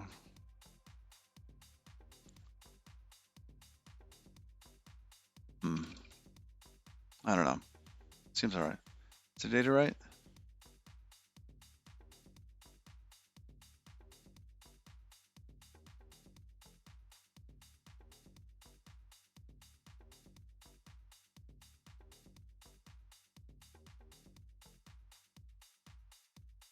This looks fine here.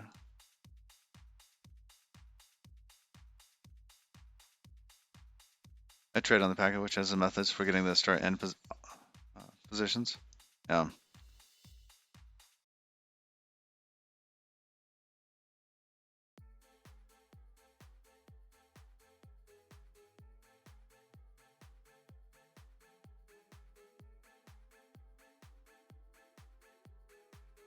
Oh, that should have been 17 here. Yeah.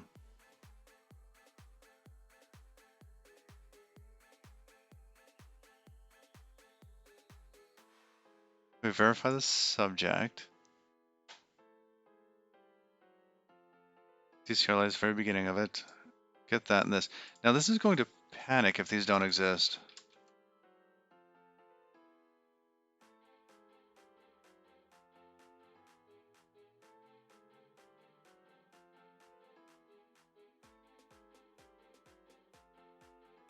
Now packet.data, I wonder if instead of that we should be using something off of bytes for getting a section of this.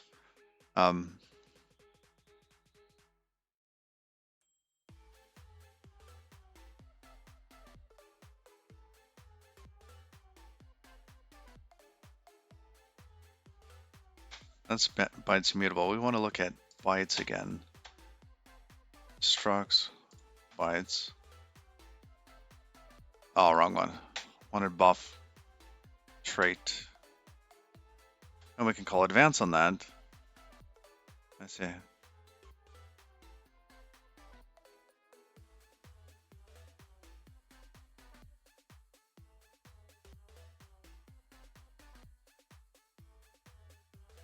bytes sub bytes. That'll give us the U8. Should be a split. Yeah, that would be nice. We just say the whole thing to bytes, but that kind of defeats the purpose. So we to then just, it's like get U8 or, what do they call that? Get U8, yeah.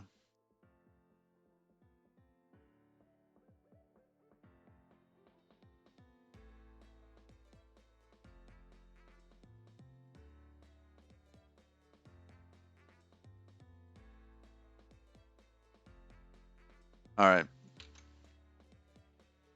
Now what happens on these? If we try to get it like an I-16 and there isn't enough space. Panics if there's not enough data. Okay, yeah, let's try to avoid the panic.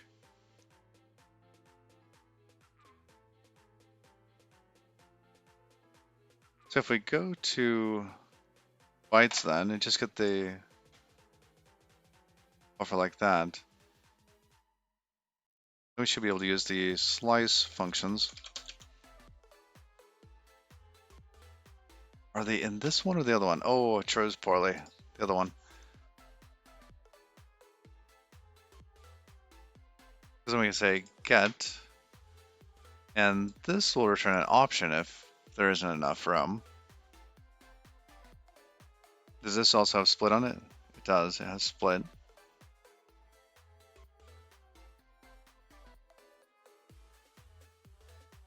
So we can do that. Panics if mid is greater than length.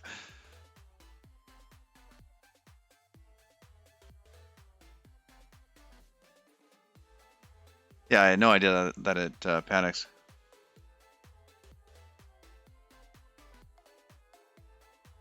Yeah, just check the remaining. Why not just return an option, right? And force people to actually deal with it instead of doing that.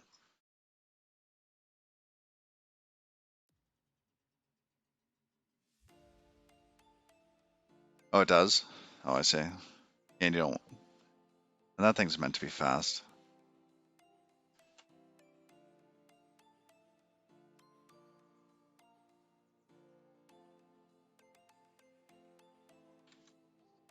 Okay, so in that case, let's just check to see if packet.data has at least 17 bytes in it.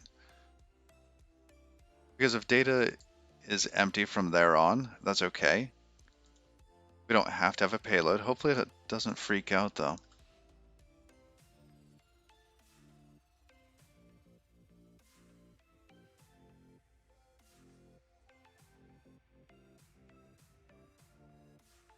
And what's an IFS in this case? Oh, ifs.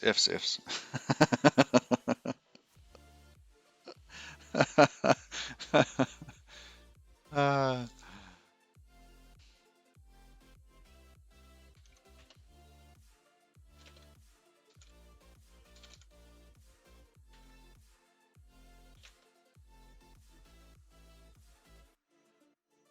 greater than or equal to 17? It needs to be 16. It needs to be at least 17.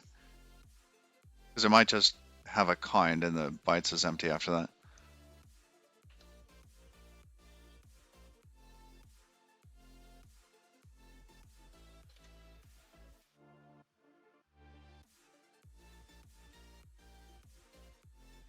So if it's less than 17, we will return.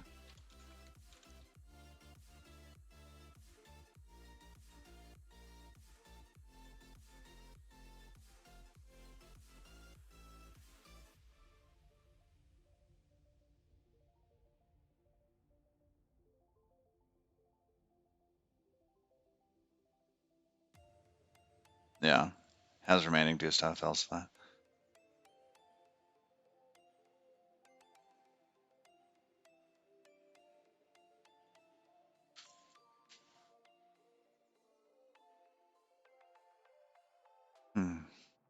That's interesting.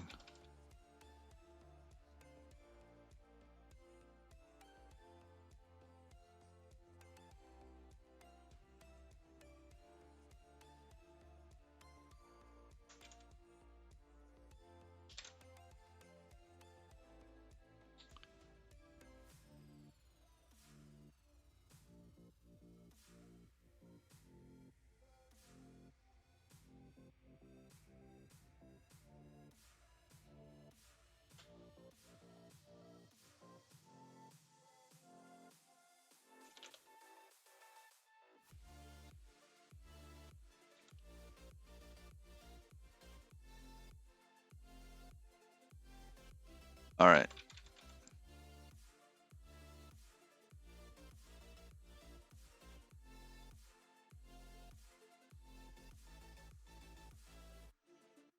I mean, I would like it to be kind of like a parse error. Insufficient bytes. It's much more of a parse error.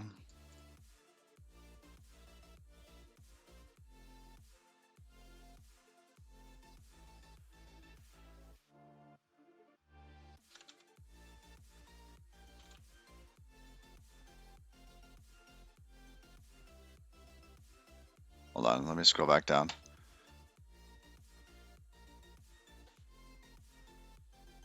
Yeah, and then only one magic number. That would be nice. Let's see. I don't know what to call this. I mean, I want it to be kind of contextual, but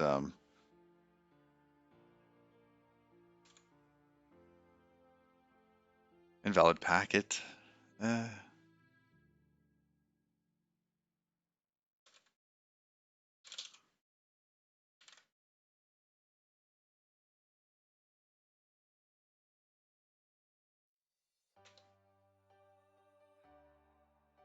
We could just give it the packet at that point.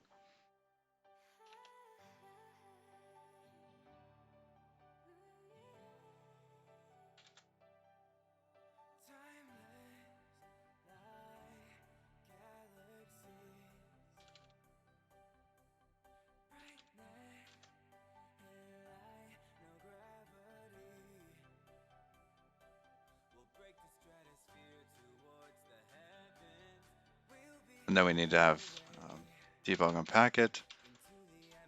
Why it says debug, doesn't it? Yeah.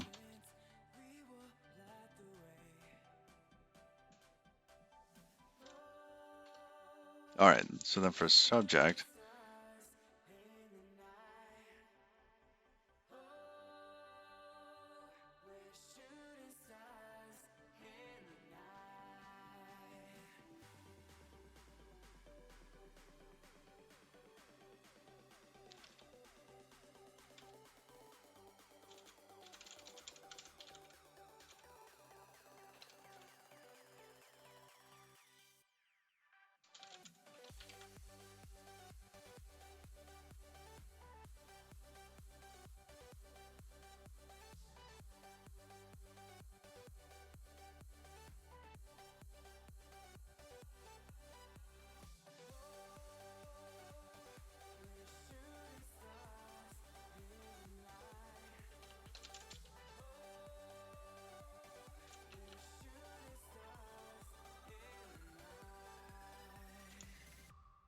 the minimum possible packet length is going to be 17 because it needs to be the UUID plus the kind of the interior packet. It can't be smaller than that. We have to have that kind. But that interior packet can have a payload of 0 length, so that's okay.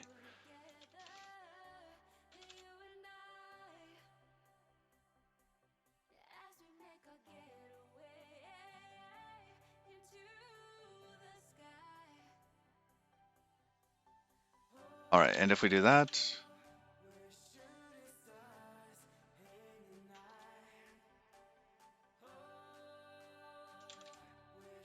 all right, the kind, we get that. That's there.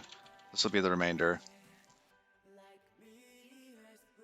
So if you have bytes,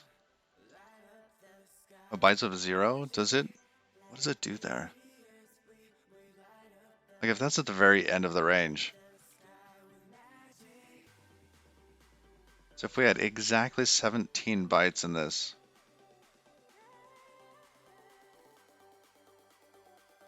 that's the first 16. That's the 17th. Is this then out of range?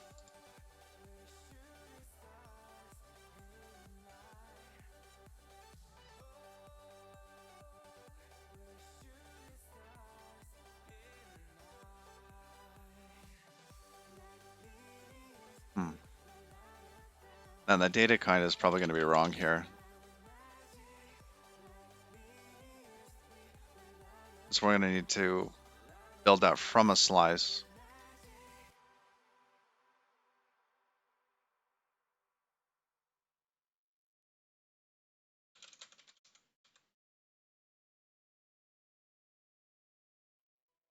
So we could just advance that 16, right? And then here, packet.data dot get U8. Okay, now at this point, let's pull packet.data. Let's pull data up. Let data equals packet.data.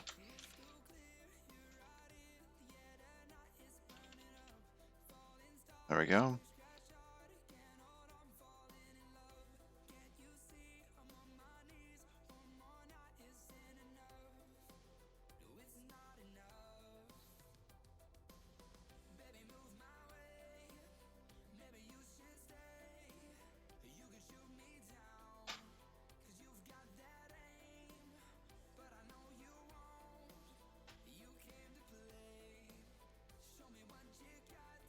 As bytes, okay.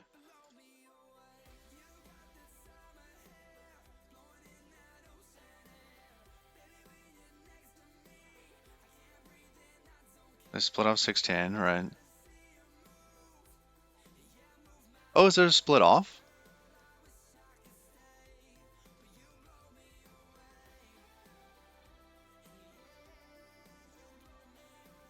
Yeah, you're using string so it's printable. I'm just surprised I didn't see split off.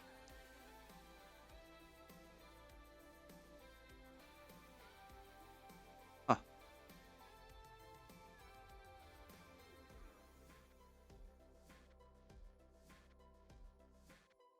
And then you get the UA for this, I see. Calling data from UTF-8, and that'd be the tail.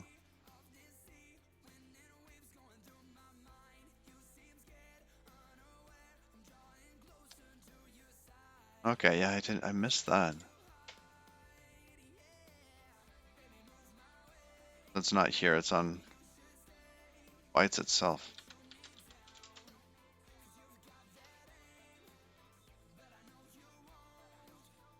Oh, I see split off and split 2. Huh.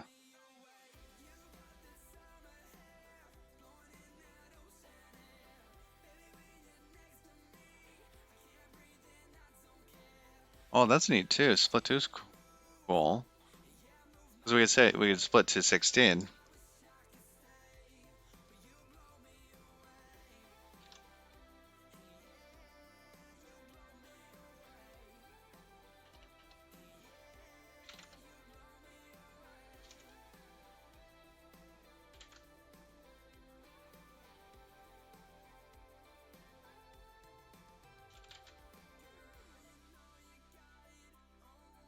Then we don't have to do the advance.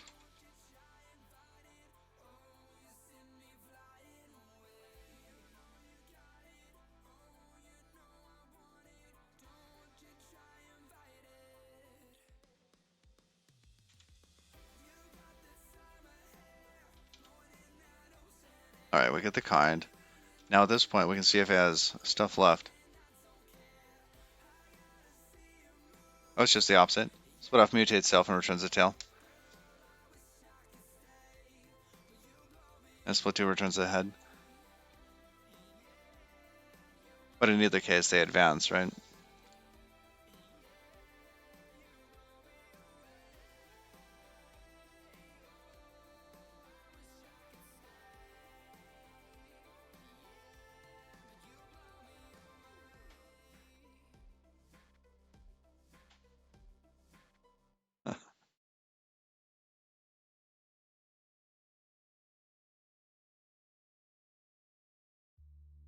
Nice. Okay, now in this case, we have data, and we're going to see dot, was it has remaining? Oh, remaining.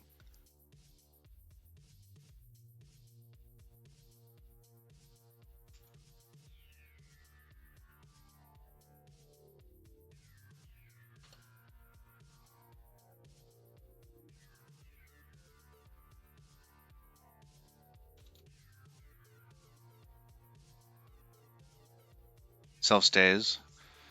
As a head, you get back in the tail.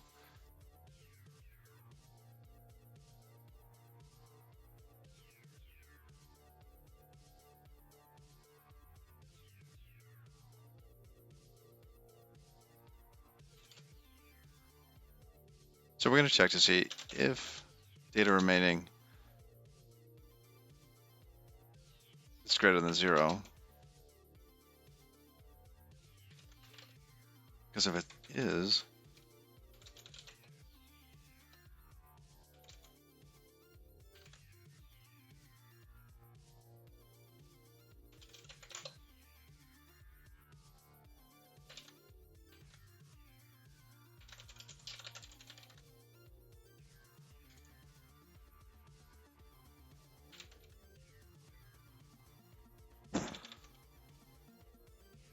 and in this case it's going to be bytes.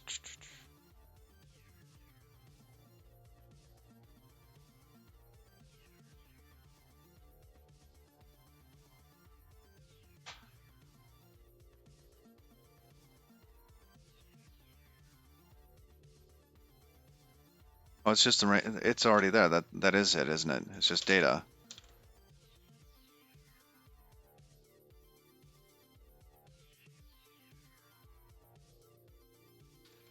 In which case it's just data.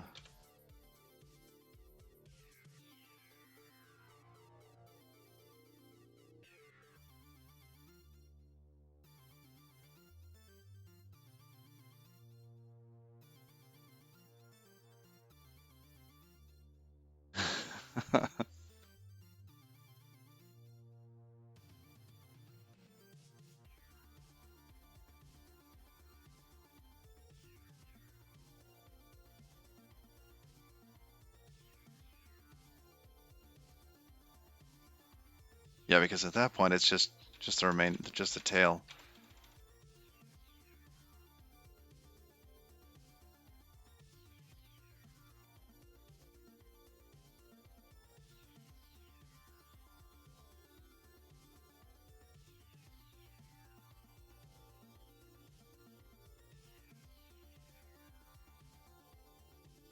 I'll try doing it the other way.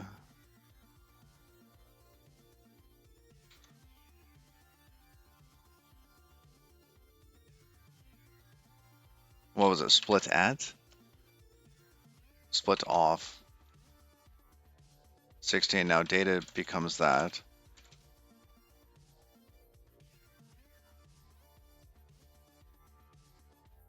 So data stays. The tail goes forward. I get that. Okay.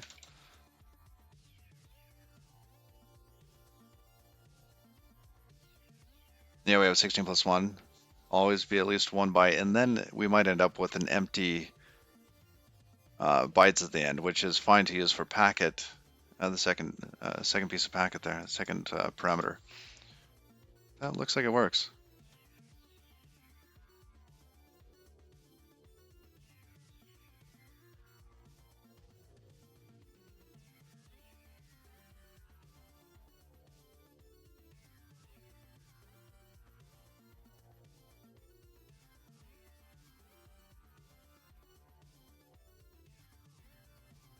Hmm. It seems like there's going to be a common use case for this. If we have any other wrapper types that need this.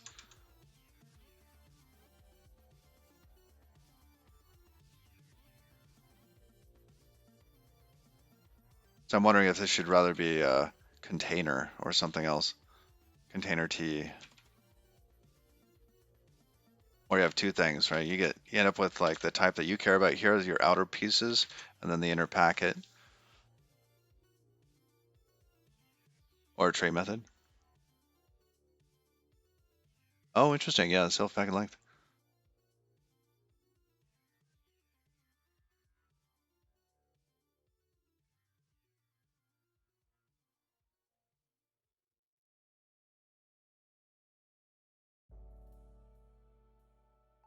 Mm-hmm.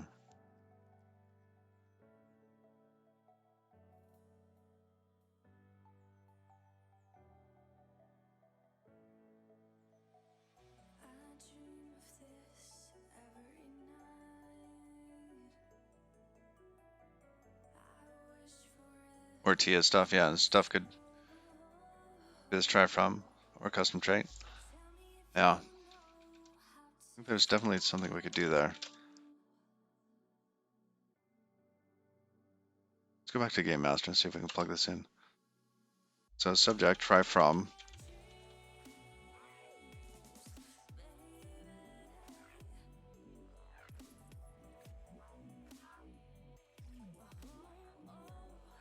Oh, interesting. We actually did this.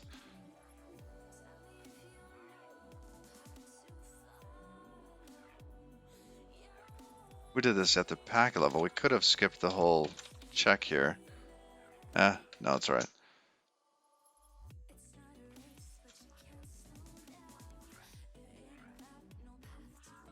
It seems like it'll work.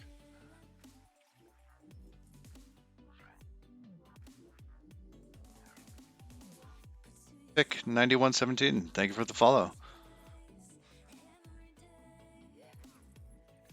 And Trixon, thank you for the follow. All right. What match armor are we missing? Oh, yeah. Well, everything else. Because these are just numeric.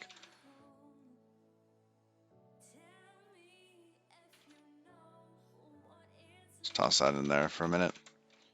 Not a subject. Game Master packet.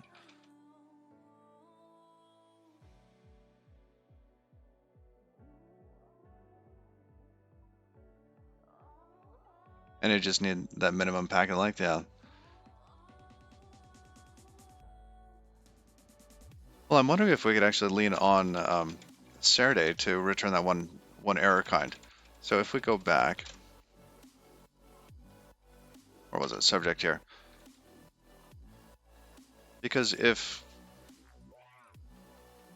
let's see, if the type here knew how to serialize everything else, let's say that you had, a bunch of things here. Oops. Right. And you could toss serialize and deserialize on this. Right, and then just do a Saturday skip on this.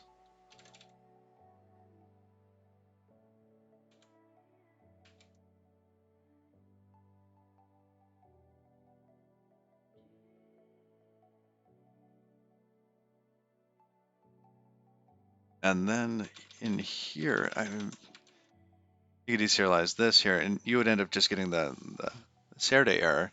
Wouldn't have to worry about some of these bits up ahead, up above.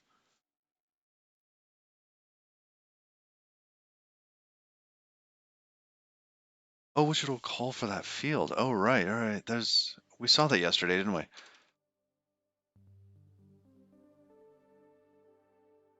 Oh, that's right.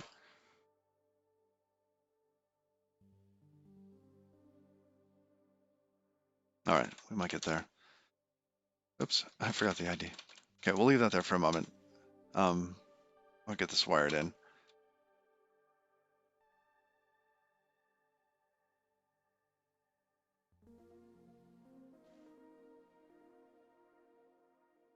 Serialize with path, and that gives you the function, right?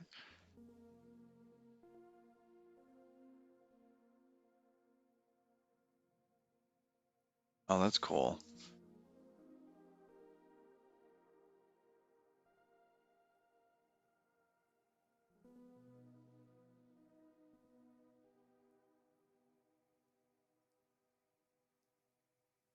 Hmm.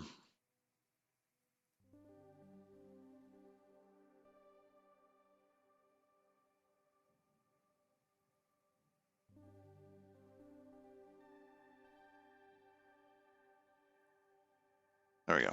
All right, so actor ready.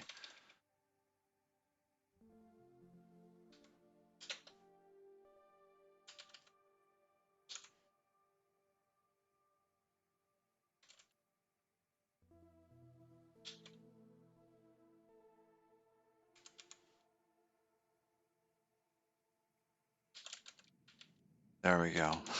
Vim fingers were not working. So we're about packet kind. How come drop connection takes option? Because it's it's iterable. I was using option instead of vec or something else.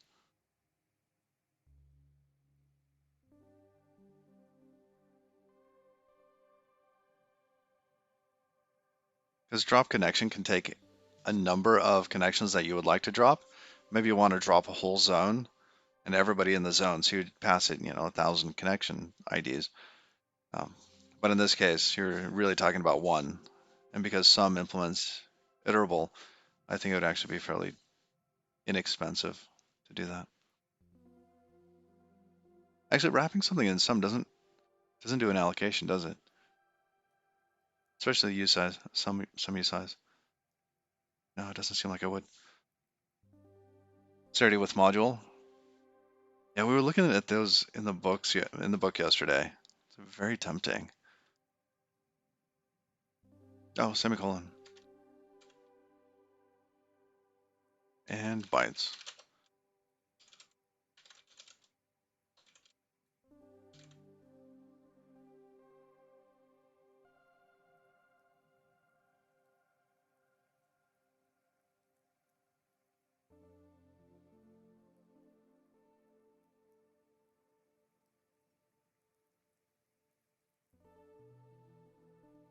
All right, that looks okay. Now we have subject, couple failings in there.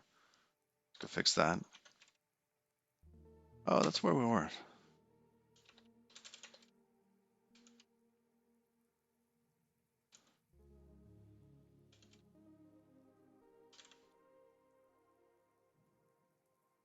Oh yeah, we're not actually going to do that on there. Let's just talking.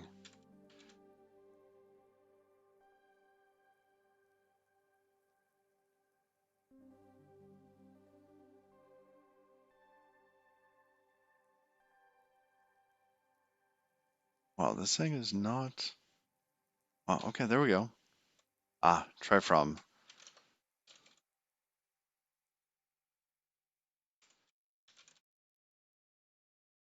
Convert.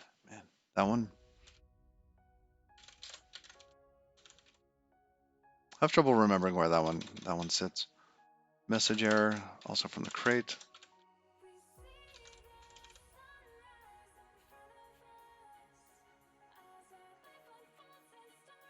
Bytes mute.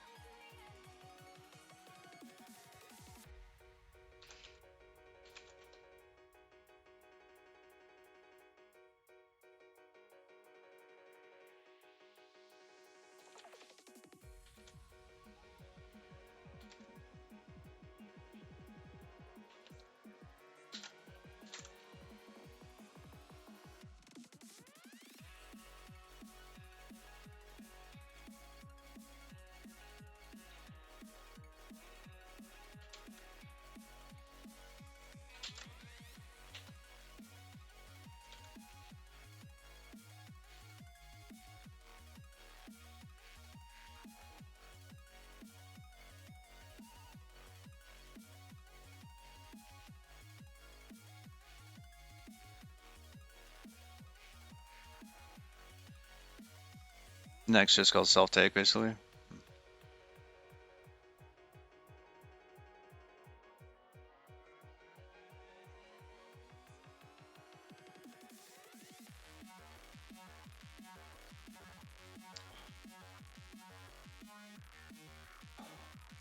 All right, now in this case,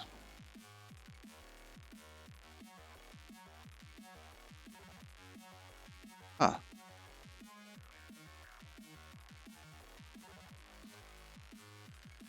Buff mute.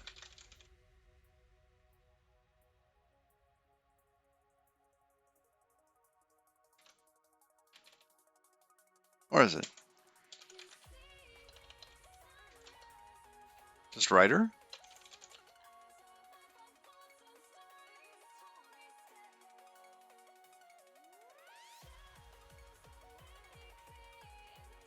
Buff mute ext writer.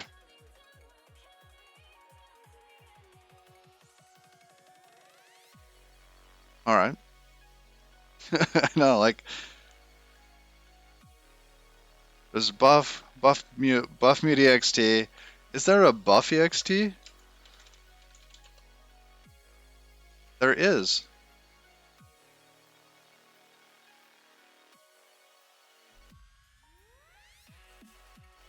Extra methods for implementations of buff.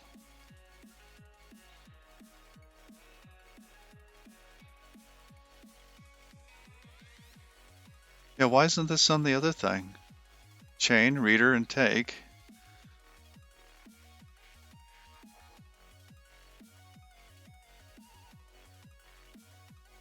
Oh, I see. Yeah, which will read at least, at most, limit from that. Well, all right.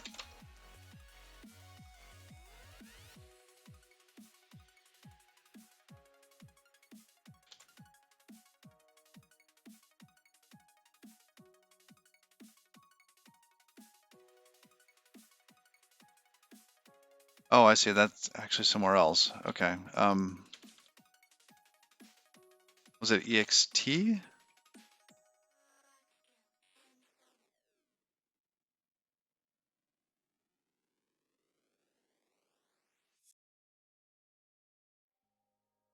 Yeah. Okay. Ext is up there.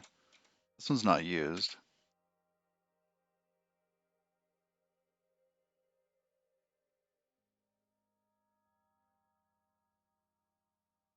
It's buff. Oh. Oh, I put it on the wrong. Oh my goodness. Okay. Ext, buff mute ext.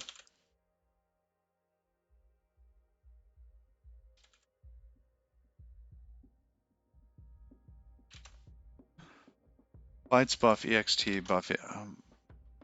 No, I want the other one. Where's buff mute? Okay, same place.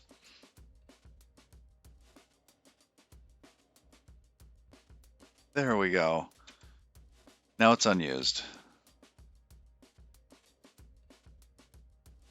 All right, now let's get to U8. Yeah, that needs to be from buff, which is what we had here.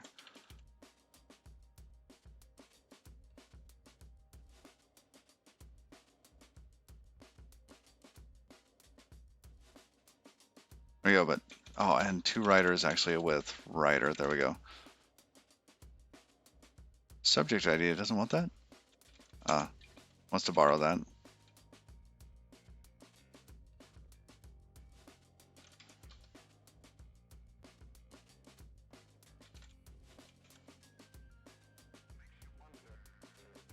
Just do that and never have to worry where everything is.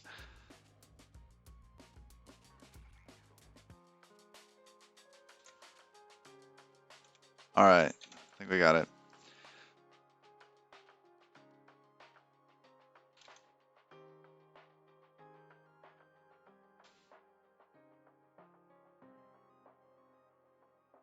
The traits are re-exported into the buff module. And the two main types are in the root. Oh, I see.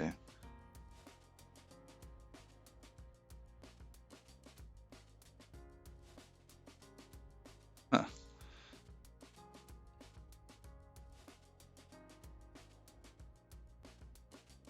Was buff ext in that? Hold on.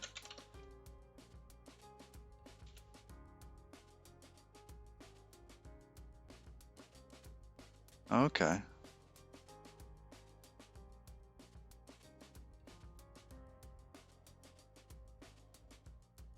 Oh, that's interesting.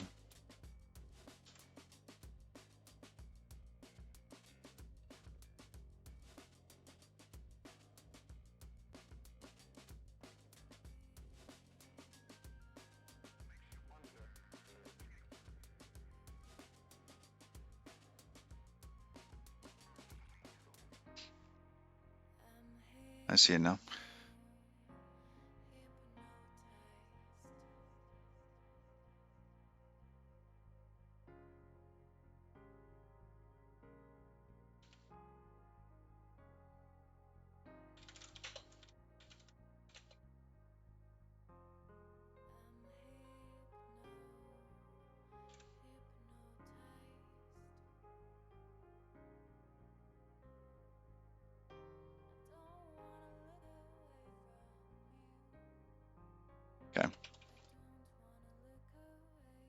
Nice. All right, let's get back to it. Oh, no such field. Oh, yeah, yeah. That's in the test code, though. We can ignore that for a moment. Actor ready.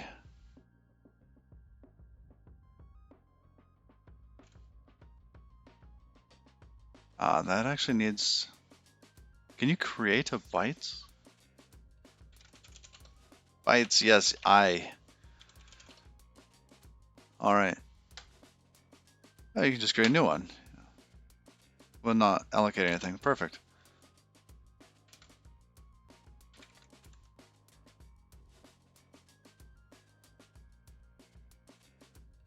Oh, actor ready. What we're doing here, we have actor ready. From that, we don't actually use it for anything.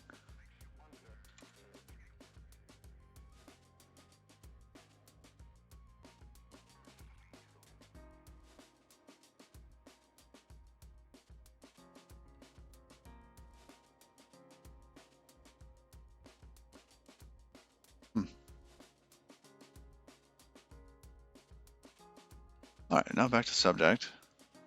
Cannot be declared as mutable. Wait.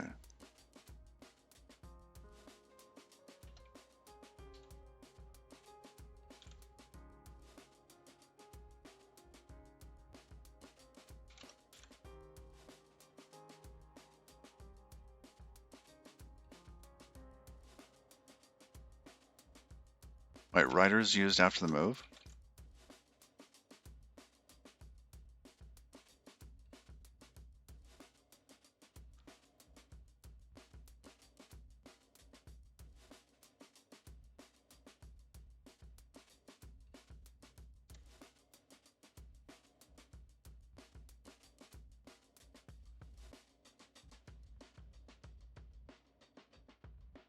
Huh.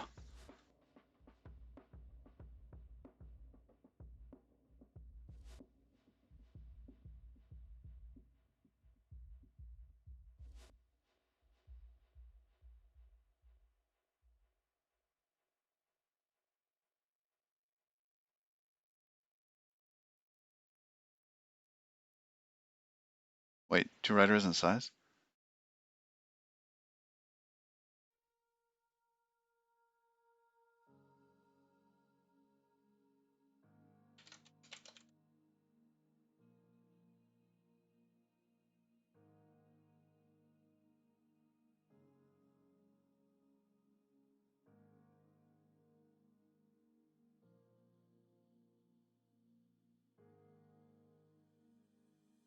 All right, I want to see that and understand it. So here, we're giving them a W, right? Something of type of W, which, oh, that doesn't even make sense.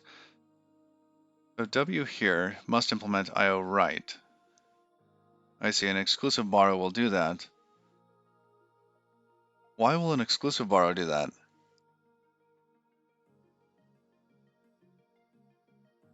I see, if W was sized.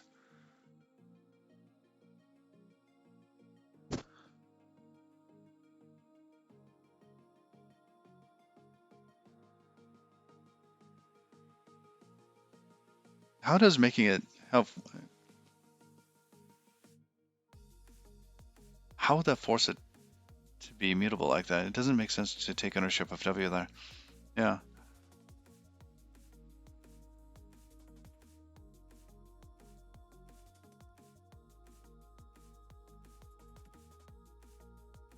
Hmm. I see. Oh man, that's gonna get me. All right.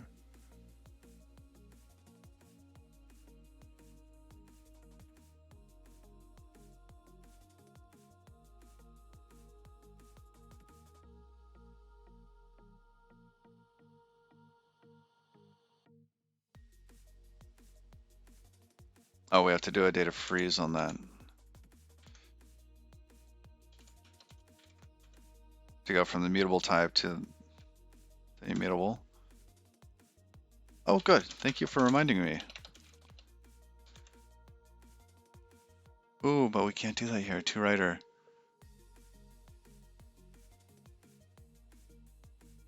Oh, it's always going to work. Try from subject for packet. I didn't want to do it that way.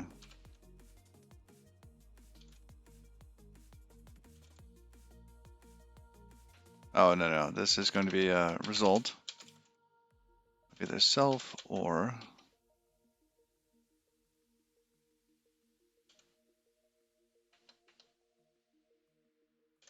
self error.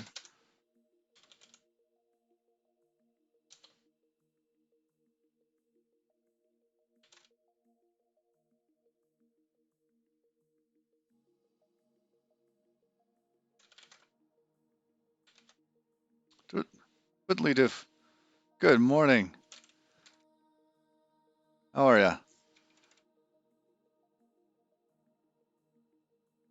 Try from. Here we go. Subject, yada yada. This message error, yeah, was already pulled in for the previous one. All right. That's interesting. So for this type, because we're encoding something inside here, we have to do that. It has to be a try from because that could fail. Or we could say, no, this will never fail. A UUID will always succeed. Just possible. Almost 6 p.m. there.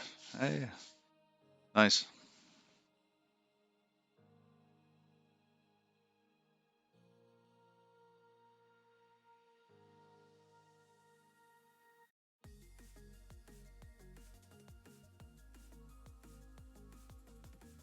All right.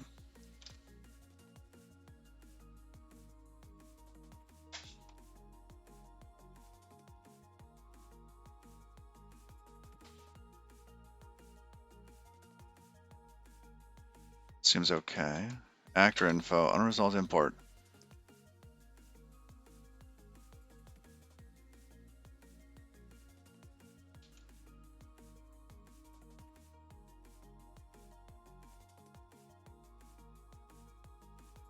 Why is that unresolved? Obstruct, yada yada. Is it not the root? That would be odd.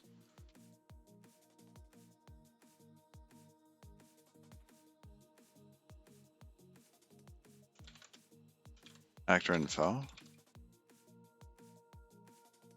All right.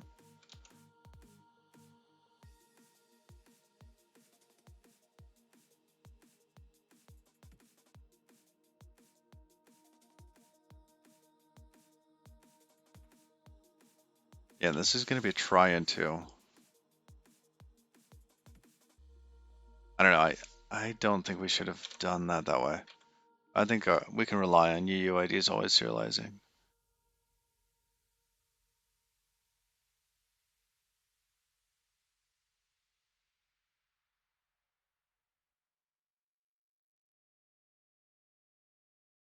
Yeah, let's go back into subject and undo that last little bit.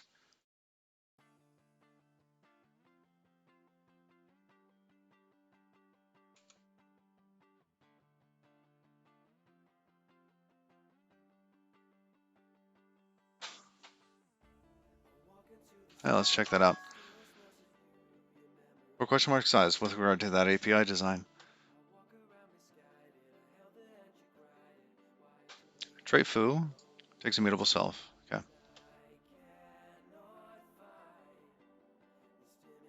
Bar has an inner. Implementing foo for bar. Foo, immutable self. Inner times 2. Okay, got it. Not sized. Foo, maybe sized. Oh, interesting. So in this case, it's taking ownership. And in this case, it's not.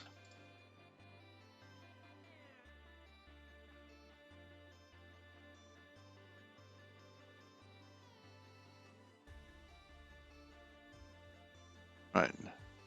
And not size is just going to call that directly.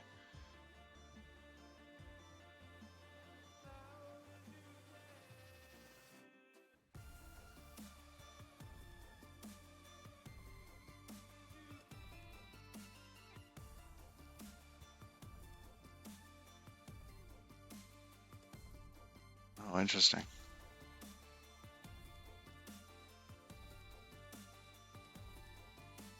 But it'll take ownership. I gotcha.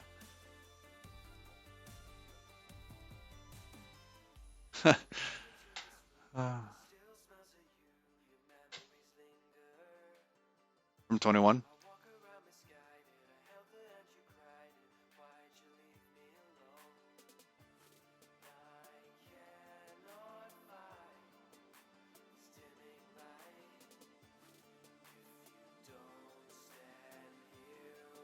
Oh, keep the sized.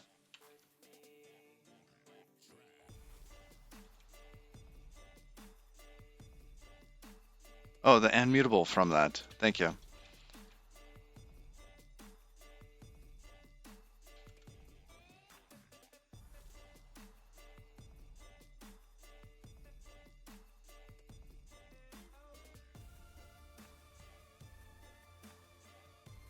The tray bound is not satisfied. I have never understood what maybe size did. Oh, that's neat.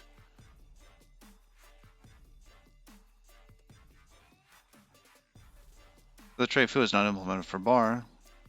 Consider removing that, right?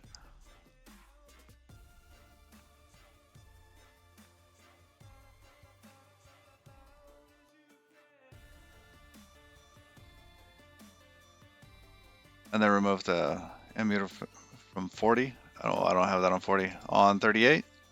Yeah, okay. I see, but now it's already been taken, so we can't.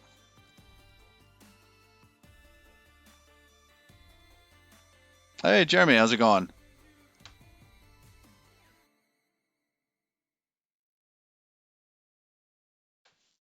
Wow, yeah, yeah. That's cool. Huh,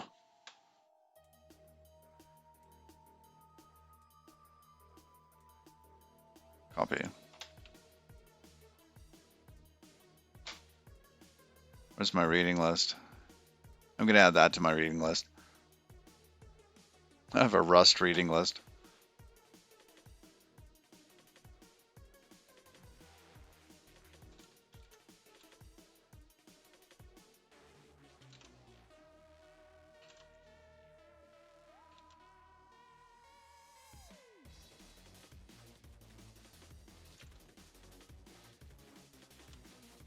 There we go.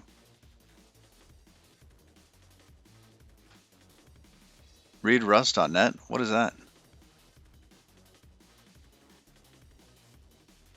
Yeah, Saturday CBOR.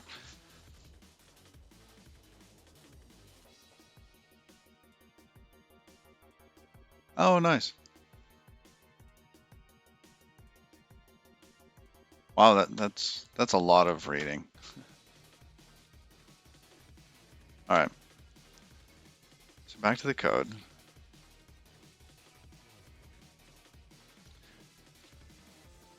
I'm using as a heads up, I'm going to be bailing in about 15 minutes or so.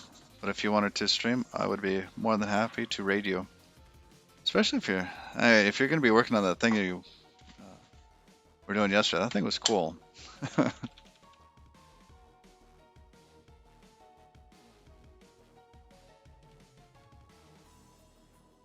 Oh, you have a new project today. Oh, lovely. Okay, what's the new one?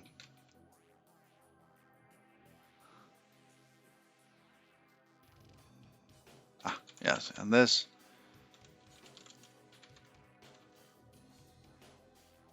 Let's see, expect. This should never fail.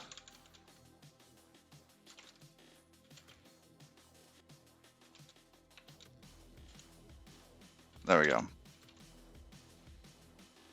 That's that.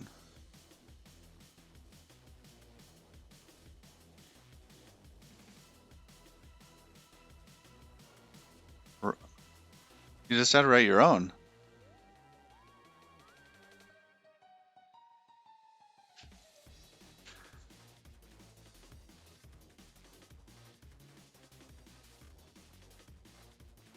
All right. Actor info. Looks like it's just about done here. Cannot find type ID. Oh, no, type ID is in game stuff. Game types. Type ID on that.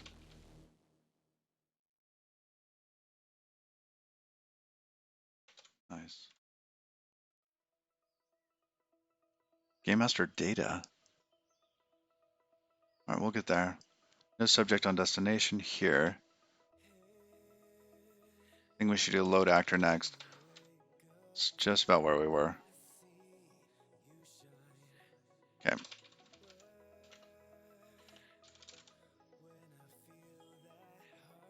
Stream util. Outgoing packets from that. Probably. So we're not dropping in here, so that's fine.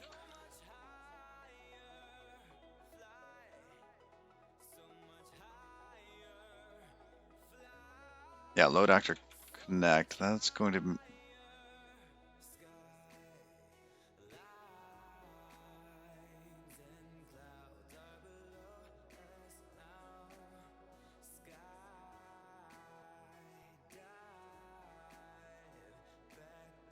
Oh, Game Master doesn't have that?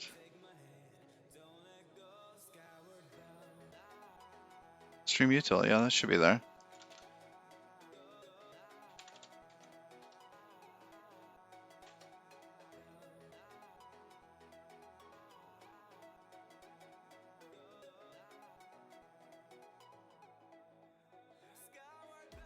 Oh, if it's in your home directory, it's yours.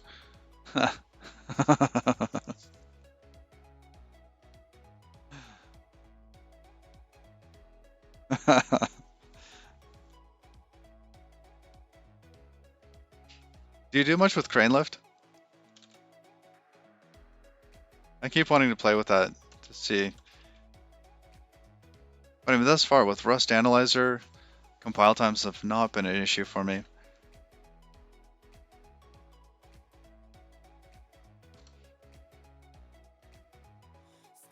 Oh wait, no, not jumping in there yet. Load actor and Game Master lib. Alright, so where are we here? Start tick.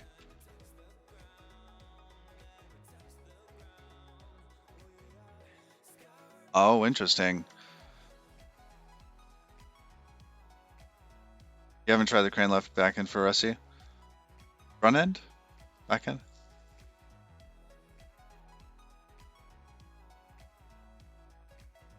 I guess it is a back end, isn't it? It's replacement for LLVM, not the front end bits. Huh.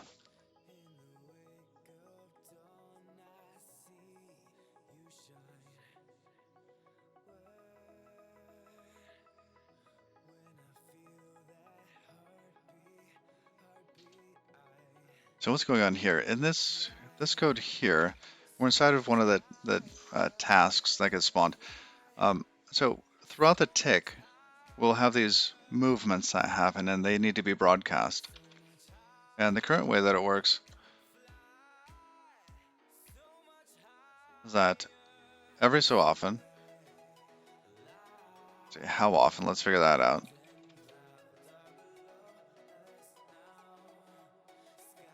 Yeah, on the tick, basically.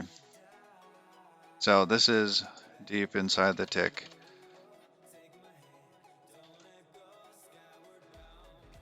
The entity component system,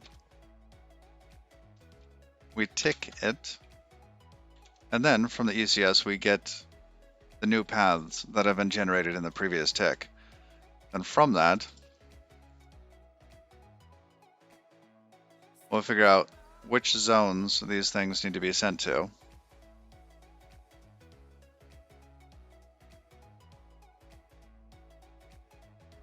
Little hash map, set those all up. Wonder why we do it that way.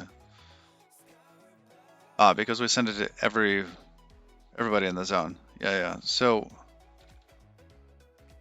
for every one of the new paths, we get the zone for it. And we end up replacing the subject. I see.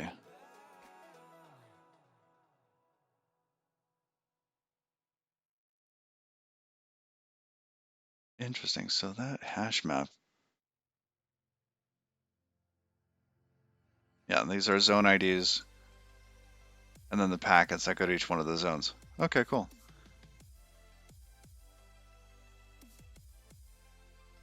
Oh, the GCC Rust thing is the front end and back end. Is that even possible to keep up? I mean, Rust moves so fast.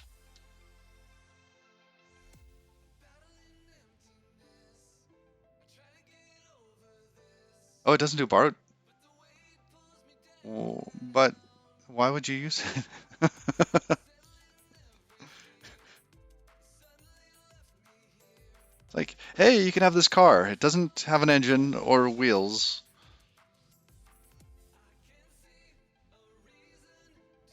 It's just a straight compiler. Wow.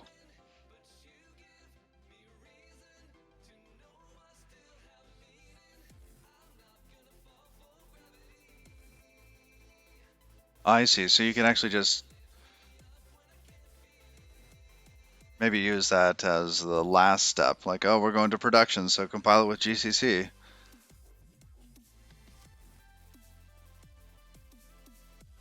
Wow. I see. Huh.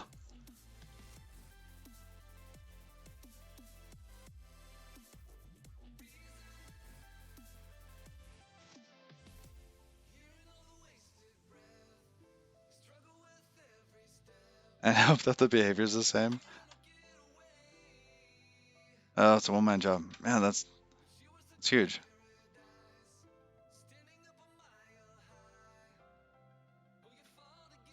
All right, so in this case, we are on this packet trying to wrap this. And what are we actually wrapping?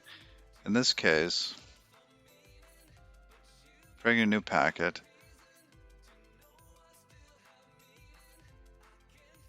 Oh, it's a path. I see.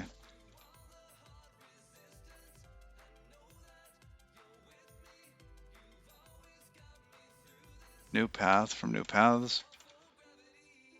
What's a type on it?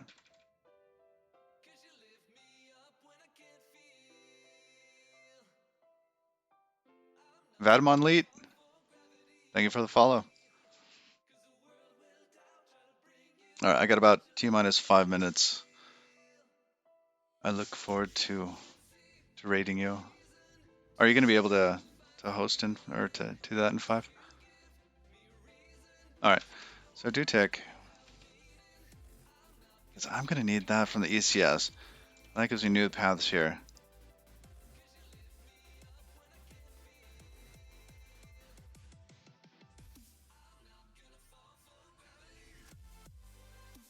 Oh, RTL is GCC IR. Huh.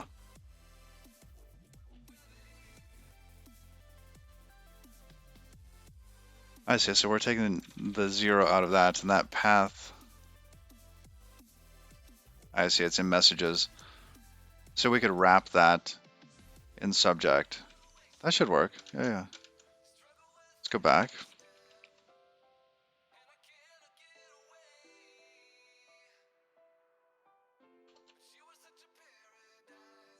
Oh, you know what? That still needs to be a packet, but it doesn't have a subject on it. So in this case, that's subject. Subject packet, whatever I want to call it.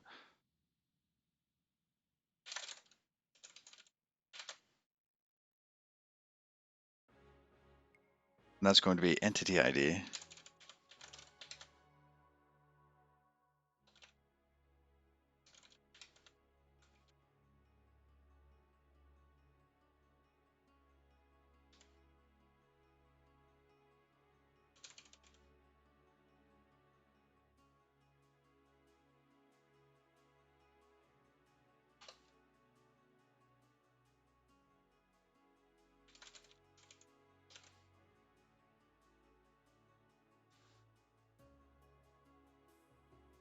And of course, RTL uses S expressions because new and no Lisp.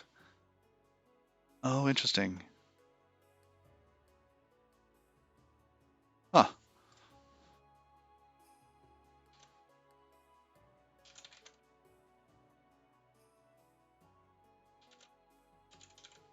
There we go.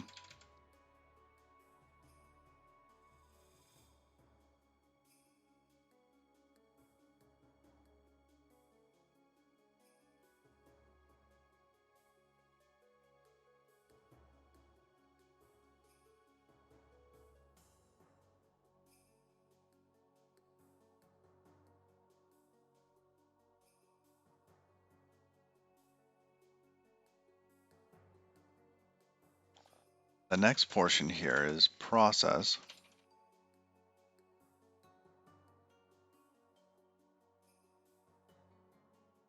Oh, does this not return?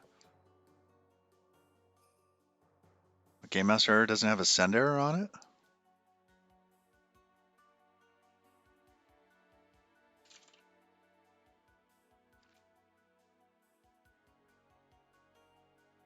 Oh, it does. Send error outgoing packet for that. That should have been it.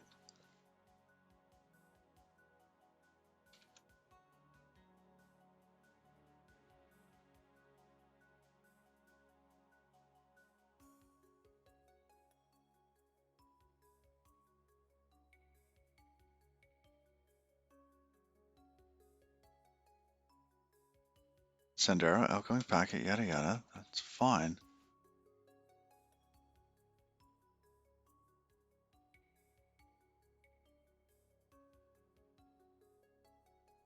Oh, I forgot to await that.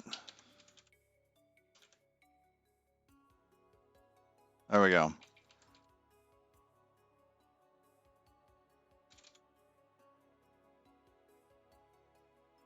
Data, this is the wrong kind.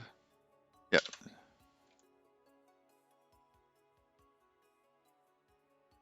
Should just be value. There we go.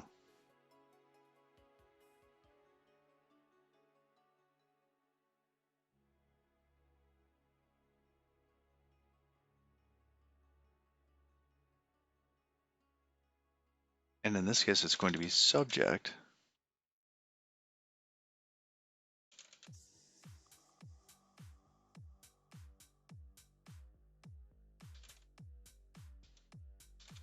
It's packet, isn't it?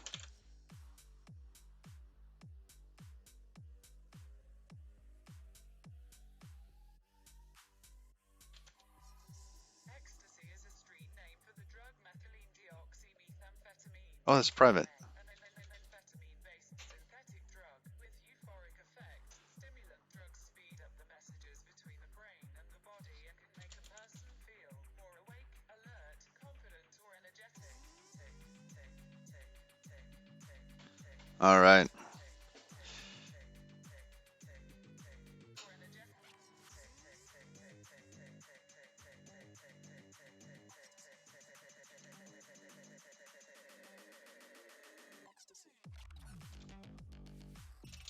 I have to wait on that still. Good.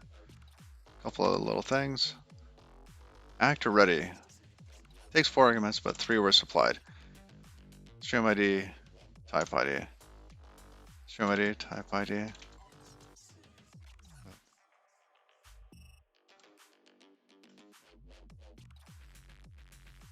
Oh, that should have come out of the subject. Subject.id. Yep, missed that. And this isn't a message.value. This should be a subject.packet. Which exists, right? Yeah.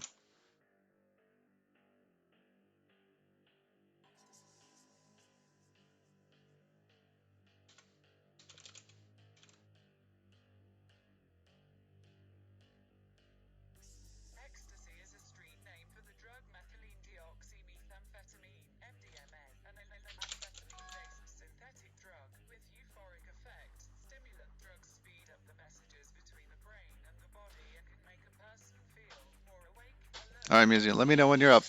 I'll give you a raid.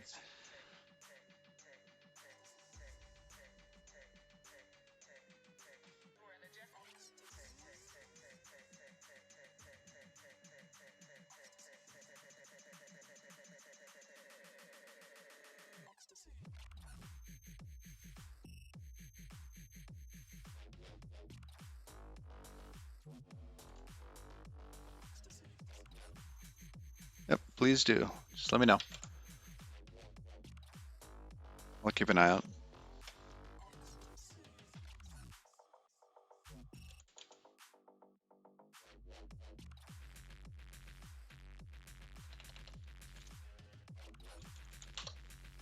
Okay. What else in here? Oh, nice. Okay. Actor ready's done. Load actor. Yeah, we didn't do this one yet. So this one we're probably going to be picking up tomorrow. Getting pretty close.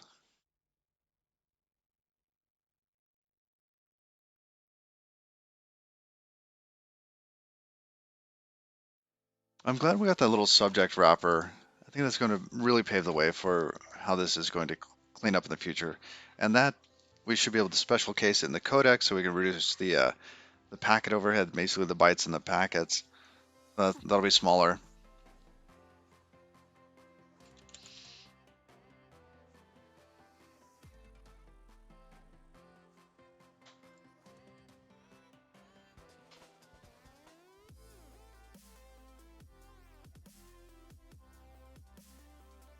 All right. Well, we're going to get ready to go. Well, thank you, everybody. We're going to see if we can raid Musi in here. Just got to reload my browser. It is going slow.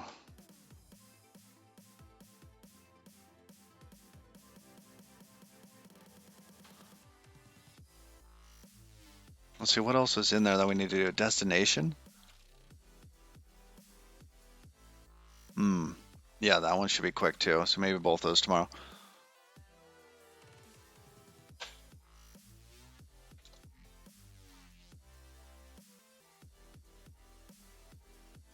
We have a couple little things in there. Some test code.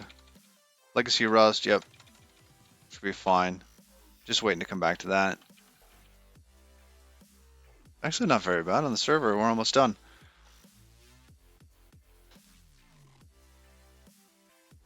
Oh, that should be good. Sweet.